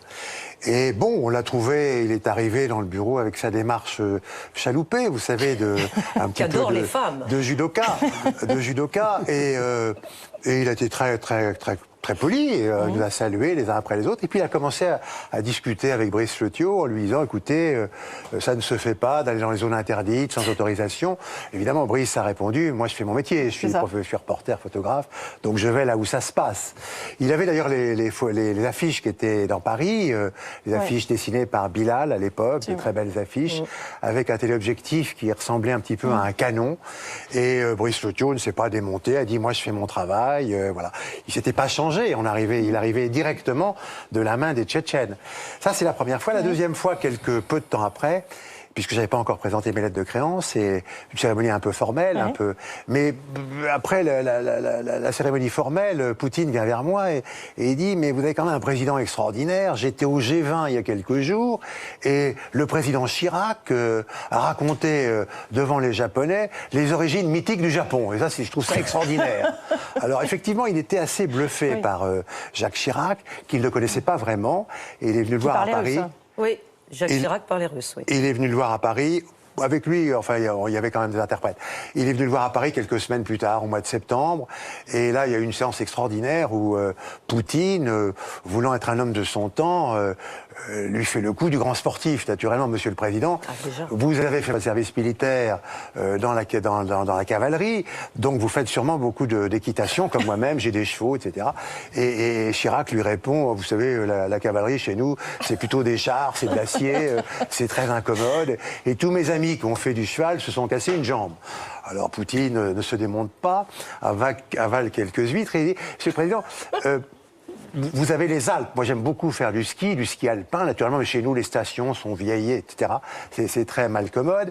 Et vous allez sûrement très souvent à Megève ou à Courchevel. Je rigole, non, jamais, je ne monte jamais sur des skis. Et d'ailleurs, tous mes amis qui font du ski se cassent régulièrement la colonne vertébrale.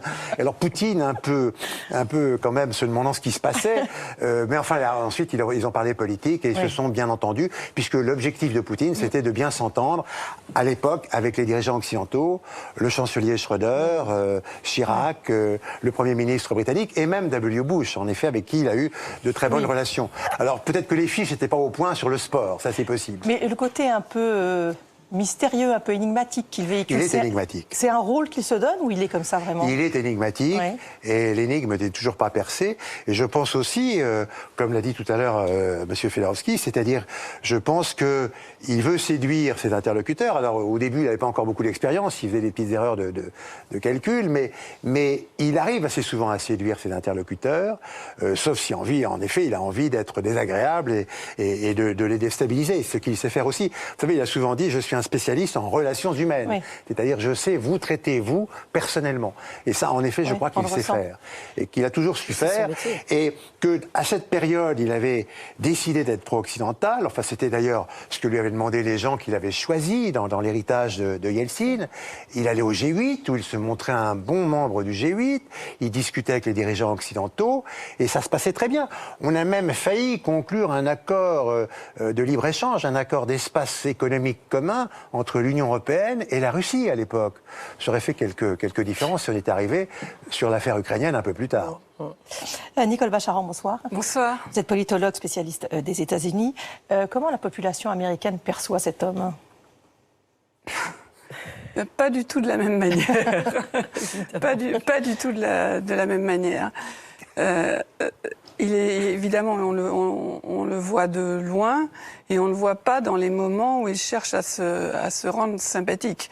Il est vu comme un leader autoritaire, antidémocratique, qui muselle toute opposition possible, qui est extrêmement hostile aux valeurs occidentales qu'on a la faiblesse de penser valeurs universelles, telles que la valeur des élections, les droits de l'homme, les droits de l'opposition, l'état de droit, les contre-pouvoirs, la presse libre.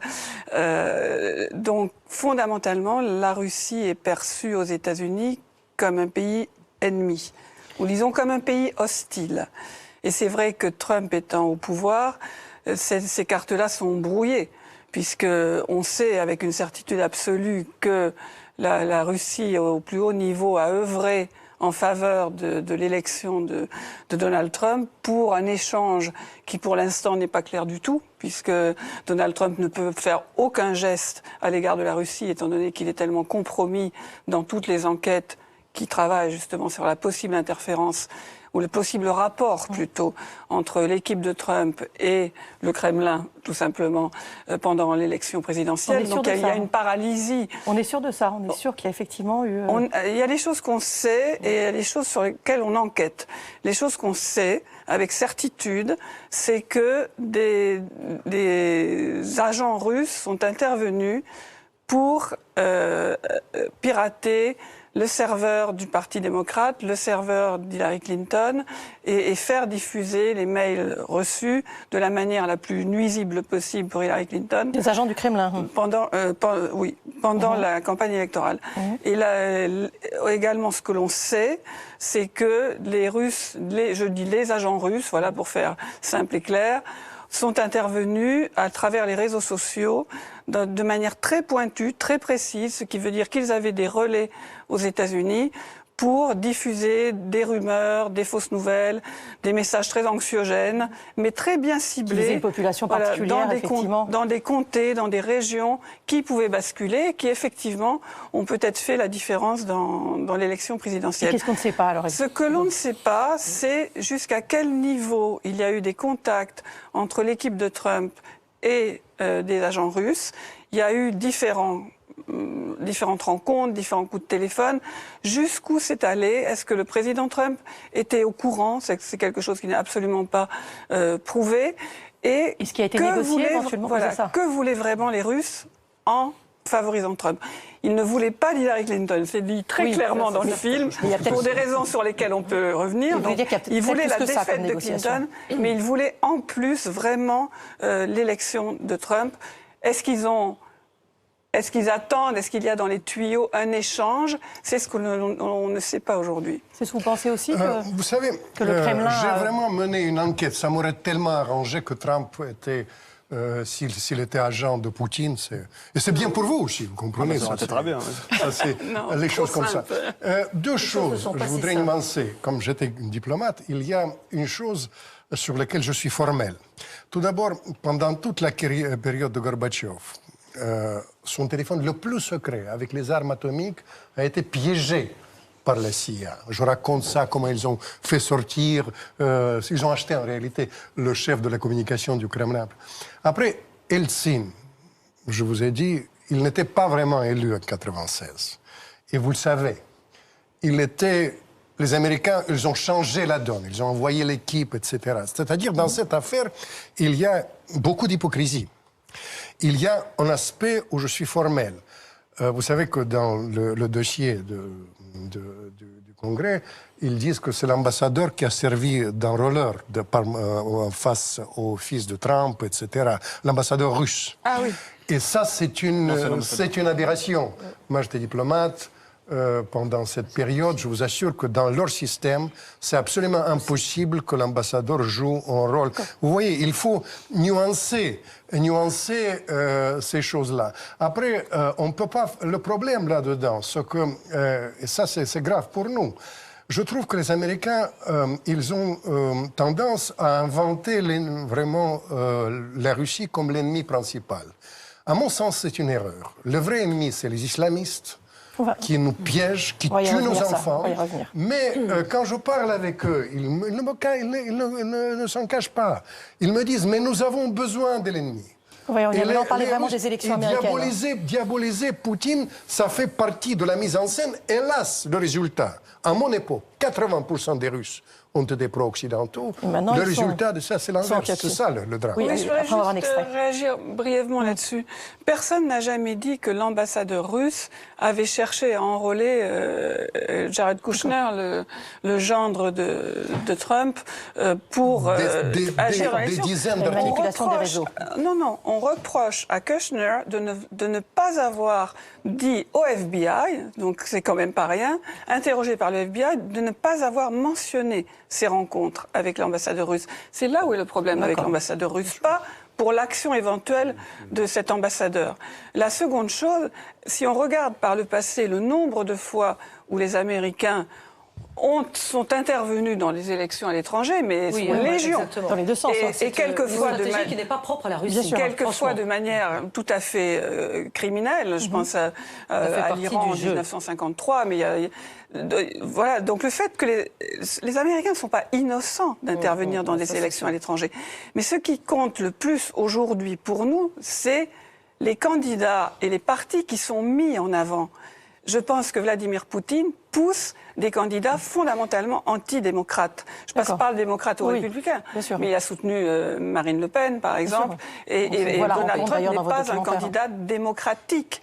Donc il ne s'agit pas de l'innocence des Américains, mais il s'agit du projet Poutine en interférant dans des élections. Effectivement, pardon, il a compris ce qui nous est le plus cher, et ce qui sans doute nous est plus cher que pour lui-même, c'est-à-dire la démocratie et plus précisément le processus électoral qui fait la démocratie. Ça, il l'a compris. Et évidemment, il a compris que nous sommes un peu plus perméables que la Russie, que son pays à cela, même si, évidemment, ça a été rappelé, les Occidentaux, les Américains en particulier, ne se sont pas privés de pousser leur avantage lorsqu'ils avaient l'avantage. Et 96, c'est assez frappant. En 96, ce sont des spin doctors américains qui contribuent à faire élire un Yeltsin qui était notoirement incapable de gouverner un pays qui était en proie au chaos, et il avait d'ailleurs lui-même contribué à ce chaos-là. Mais effectivement, ce qui est intéressant, c'est ça, c'est Poutine a compris ce qui est notre point faible, et c'est cela. Il participe à diviser et à déstabiliser les démocraties occidentales en s'appuyant sur des gens qui souvent ne sont pas des démocrates ou des purs démocrates. Et Trump, c'est un exemple assez spectaculaire. Il a été élu démocratiquement, mais on voit bien dans son utilisation des fake news, etc., que c'est quelqu'un qui n'est pas totalement un démocrate. Et ça, les Russes, Poutine, le savent pertinemment et jouent de cela. Quand vous dites Poutine, moi j'ai peur que tout le monde prenne ça. Voilà, c'est pas Poutine personnellement. Le pouvoir russe. Poutine, voilà, Poutine était informé, il ne pouvait pas ne pas l'être. Tout le système russe, politique russe, en ce sens, c'est la Russie d'aujourd'hui, du 21e siècle, la Russie de 2018, qui se retrouve dans cet intérêt, cette façon de défendre stratégiquement. Je ne suis pas totalement d'accord. En tout cas, c'est le pouvoir russe qui bénéficie d'un soutien majoritaire dans la population russe aujourd'hui. Mais c'est le pouvoir russe. Qui est le premier? C'est le problème de la poule et de l'œuf. C'est-à-dire, est-ce le pouvoir russe qui impose ça à la population russe? Est-ce la population russe qui est le reflet de ce que pense le pouvoir? On n'en sait rien. Il y a une adéquation aujourd'hui en Russie entre une grande majorité, une immense majorité, heureusement ou malheureusement, ça n'est pas à moi de le dire, entre le pouvoir russe personnifié par Vladimir Poutine, que ça nous plaise ou non, et le peuple russe. Il y a une minorité qui est contre, absolument contre, et ces jeunes Russes, ils ont 17 ans, 18 ans, ils ont l'âge de Vladimir Poutine au pouvoir. Ils descendent dans la rue, ils sont contre Vladimir Poutine, mais ils sont en minorité jusqu'à présent.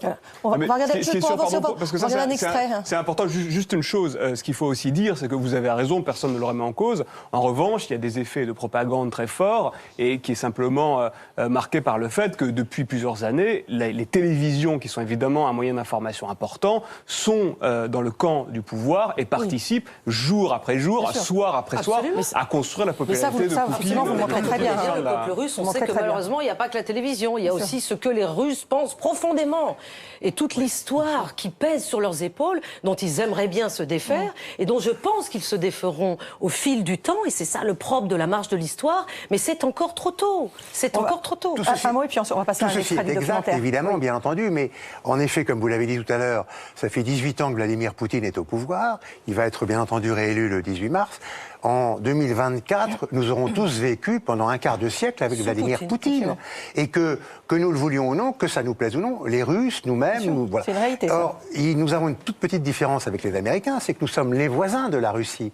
Et que pour les 6 ans qui viennent, peut-être faut-il trouver un moyen de vivre ensemble avec les Russes. Avec les Russes. Il se trouve que c'est Vladimir Poutine qui les dirige, que ça nous plaise ou pas, mais c'est comme ça. Et qu'en effet, il faut sans doute que l'Union européenne, qui n'est pas les États-Unis d'Amérique, qui a des intérêts légèrement différents, trouve un mode de vivre avec la Russie, qui est sa voisine. On va regarder tout de suite un extrait donc, de votre documentaire où Vladimir Poutine répondait en janvier 2016 aux questions de journalistes allemands de Bild dans un style qui est quand même assez inimitable, il faut le dire. Вы меня спросили, там, ваш покорный слуга, друг или не друг? Я не друг, и не невеста, и не жених. Я президент Российской Федерации. 146 миллионов человек. У этих людей есть свои интересы, и я обязан их отстаивать. Aniva, cette façon de s'exprimer de Poutine? Malheureusement, oui. Ouais. C'est-à-dire, bon, là, on voit bien, mais il y a des choses encore bien pires qui sont sorties de la bouche de Vladimir Poutine. Je me souviens très bien, en ce qui concerne la Tchétchénie, quand il avait dit, ces Tchétchènes, on ira les buter jusque dans les chiottes. Donc ça, c'était quand même... Et il venait d'arriver au pouvoir. Ça a choqué tout le monde en Occident, et pas qu'en Occident, ça a choqué aussi beaucoup de Russes. Mais vous savez... Mais en même temps, ça plaît à certains aussi. C'était calculé. Au début, j'ai pensé que c'est le dérapage. Pas du tout. Sûrement. Quand je menais l'enquête, il a testé ça plusieurs fois. Et puis, le pays était criminalisé. C'est en fait,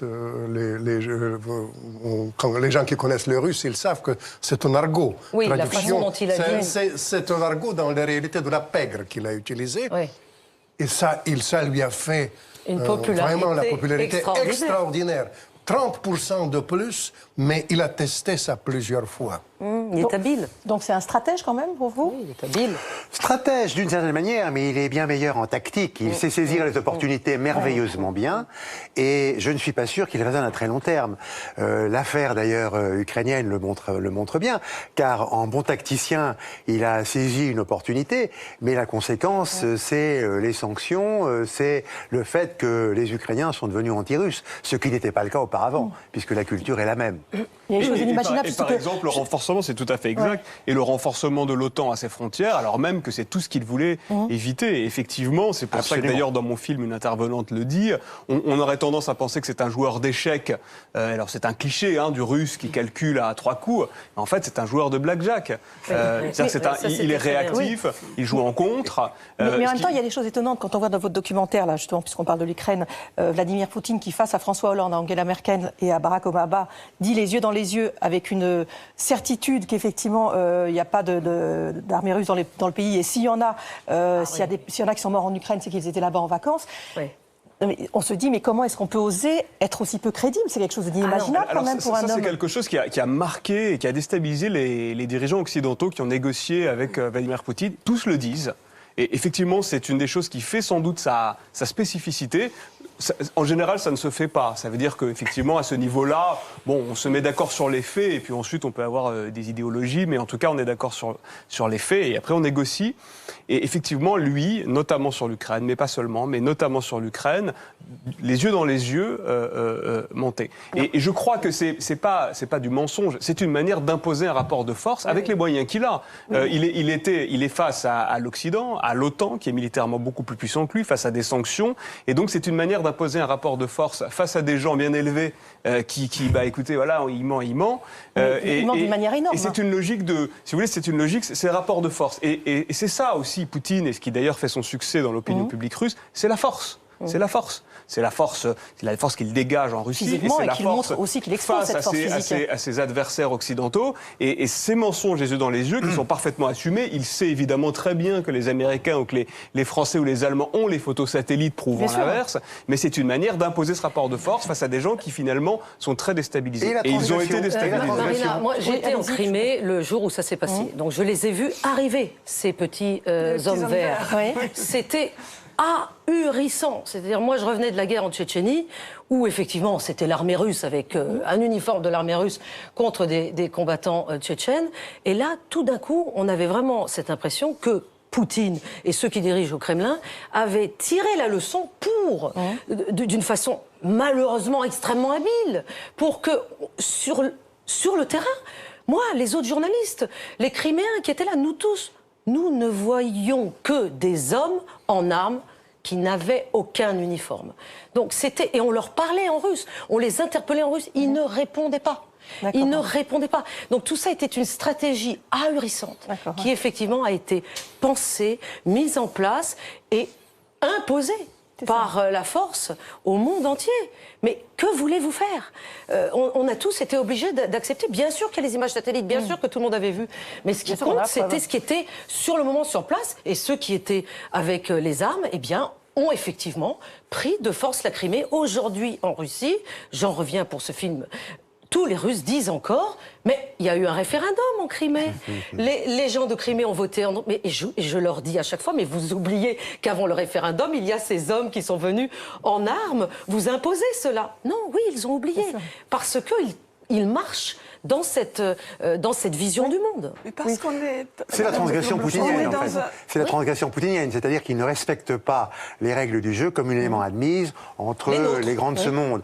Et l'annexion de la Crimée, c'est en effet le type même de la transgression. Ça ne se fait pas en plein 21e siècle de bouger les frontières au milieu de l'Europe. Mais ça ne se fait pas, c'est pas son problème. Non, c'est ça son problème. Mais même les Chinois nous le disent. Les Chinois sont éberlués. Comment peut-on bouger les frontières en Europe? Il fallait le faire. La transgression, en effet, poutinienne par rapport aux convenances. Oui, mais ça nous prouve qu'on a basculé dans une époque où, comme Antoine le disait très bien, les faits et la vérité n'existent plus. On joue avec. Les faits n'ont plus d'importance. Et honnêtement, ça rend fou. C'est-à-dire que quand vous avez des petits hommes verts qui ne vous répondent pas en russe, quand vous avez Vladimir Poutine et son entourage qui mentent face à quelqu'un qui sait parfaitement qu'il mente, les deux savent que c'est un mensonge absolu, et quand vous avez Donald Trump, pour qui les faits n'ont aucune importance, qui ment tous les jours, avec des mensonges énormes, dont la preuve est immédiate, et que ça ne change rien à à l'attrait qu'il exerce sur son électorat. Bon, il est très rejeté par une partie du pays, mais son électorat n'est pas ébranlé une seconde par le fait que les faits et la vérité n'existent plus. Mais ils se ressemblent en cela, énormément. Totalement. Je me suis posé petit à petit, en fait, en faisant ce film, c'est qu'au départ, j'avais l'impression que ces mensonges ou ce rapport, disons, un peu distendu avec la vérité, pour dire les choses de cette manière-là, finalement, que Poutine, ou en tout cas le pouvoir russe, ne croyait pas à ses propres mensonges, que c'était des mensonges tactiques. Ça l'est très certainement pour une certaine part, mais petit à petit, j'ai eu l'impression, alors c'est une impression, j'en ai pas la preuve, je me suis demandé à quel point finalement, quelqu'un comme Poutine ne finissait pas par croire à ses propres mensonges, à sa propre distorsion de la réalité, pour ne pas employer le mot mensonge qui est peut-être un peu fort. J'en ai un seul exemple, par exemple, mais on pourrait en avoir d'autres. Au moment où un avion russe a été abattu par la chasse turque au-dessus de l'espace aérien turc en Syrie, qui était un grand moment de tension, on s'est aperçu, les Occidentaux, les services occidentaux se sont aperçus avec un certain effarement que dans les cercles du pouvoir au Kremlin, il y avait une idée qui avait été discutée, selon laquelle c'était un acte volontaire de l'OTAN via la Turquie pour entraîner une guerre, entraîner la Russie dans la guerre. Ce qui était effectivement, ce qui était insensé. Mais c'était... et Vladimir Fedorovski, peut-être que vous nous en direz un mot, vous qui connaissez bien le fonctionnement du pouvoir russe et qui êtes capable de faire le distinguo entre ce qui était de l'ordre de l'époque soviétique et aujourd'hui. Je pense qu'il y a ce changement-là, c'est qu'on est arrivé à un moment où effectivement les mensonges, via des théories du complot, deviennent quelque chose auquel on adhère et c'est peut-être un changement et j'ai l'impression que Poutine, enfermé en plus dans une bulle qui est celle du pouvoir, avec des médias qui relaient en permanence, il faut voir ce que la télévision diffuse parfois. Mais la propagande soviétique, c'était la même chose. Oui. Absolument. Mais les dirigeants n'y croyaient pas. Mais il y avait de la propagande. Je me permets de vous dire, vous savez, vous avez prononcé un mot qui m'est cher.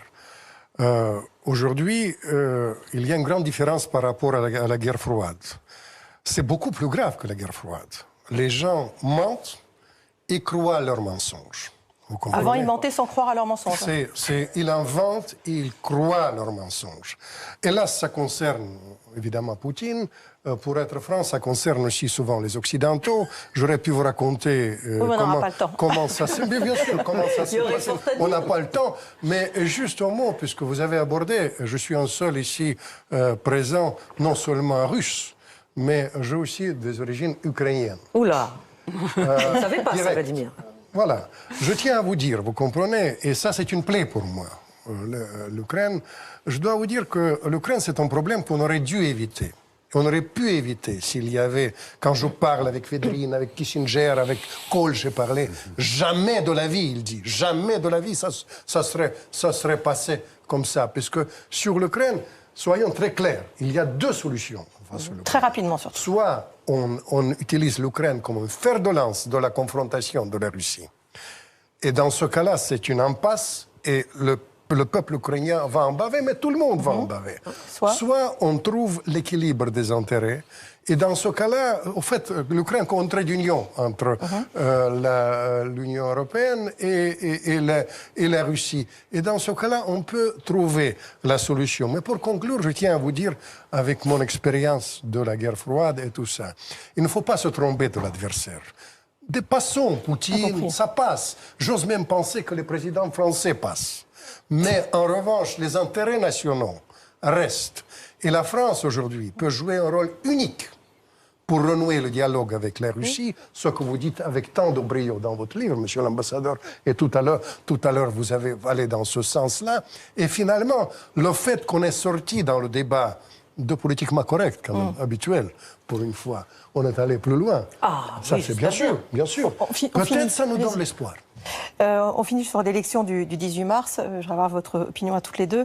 Comment s'est perçue aux États-Unis l'élection russe? Pliée d'avance. Pliée d'avance, sans aucune conséquence immédiate. Et la curiosité aux États-Unis est plutôt celle des élections de mi-mandat américaines, donc en novembre prochain, pour savoir quelle attitude d'action Donald Trump aura également sur la scène internationale. Les Russes vont aller voter en masse? En masse, ils iront peut-être voter un peu moins. Il y aura peut-être un taux de participation un peu inférieur aux élections précédentes parce que justement tout est plié d'avance. Là, c'est quand même, on pense la même chose aux États-Unis et en Russie. Donc Poutine va être réélu, bien sûr, au premier tour, comme il l'a été élu à chaque fois, parce que les élections se déroulent en Russie jusqu'à présent dans la post-soviétique, toutes pliées au premier tour. C'est l'élection de trop ou pas? Est-ce que c'est le mandat de trop pour Poutine? Peut-être, mais je voudrais juste dire que après cette élection, il va y avoir la Coupe du Monde de football en Russie. Et que c'est ça qui est intéressant aujourd'hui pour Vladimir Poutine. C'est non seulement de réussir à être élu au premier tour dimanche 18 mars, mais ça c'est bon. Mais c'est que ce championnat du monde se passe sans aucun problème, parce que c'est quand même une formidable vitrine, une formidable machine de propagande pour la Russie. Et ça, il va en tout cas tenter évidemment d'en jouer. Ça, c'est vrai dans l'immédiat, bien entendu, mais il y a quand même un enjeu. C'est qui va-t-il nommer comme Premier ministre? Parce qu'il y a quelque chose qu'il a raté pendant 18 ans, c'est de rendre l'économie russe compétitive. Aujourd'hui, l'industrie russe n'est pas compétitive. Elle a vécu dans la facilité de la rente pétrolière jusqu'en 2014. Quand les prix se sont effondrés en 2014, ça n'a rien à voir avec l'Ukraine, eh bien on a vu que le roi était nu. Et que dans le fond, en 18 ans, Poutine n'a pas été capable de rendre son industrie compétitive. Donc c'est l'enjeu de l'approche du prochain mandat et du prochain gouvernement. Oui, aussi. Un successeur qui lui convienne. Évidemment, qu'il choisira. Merci beaucoup.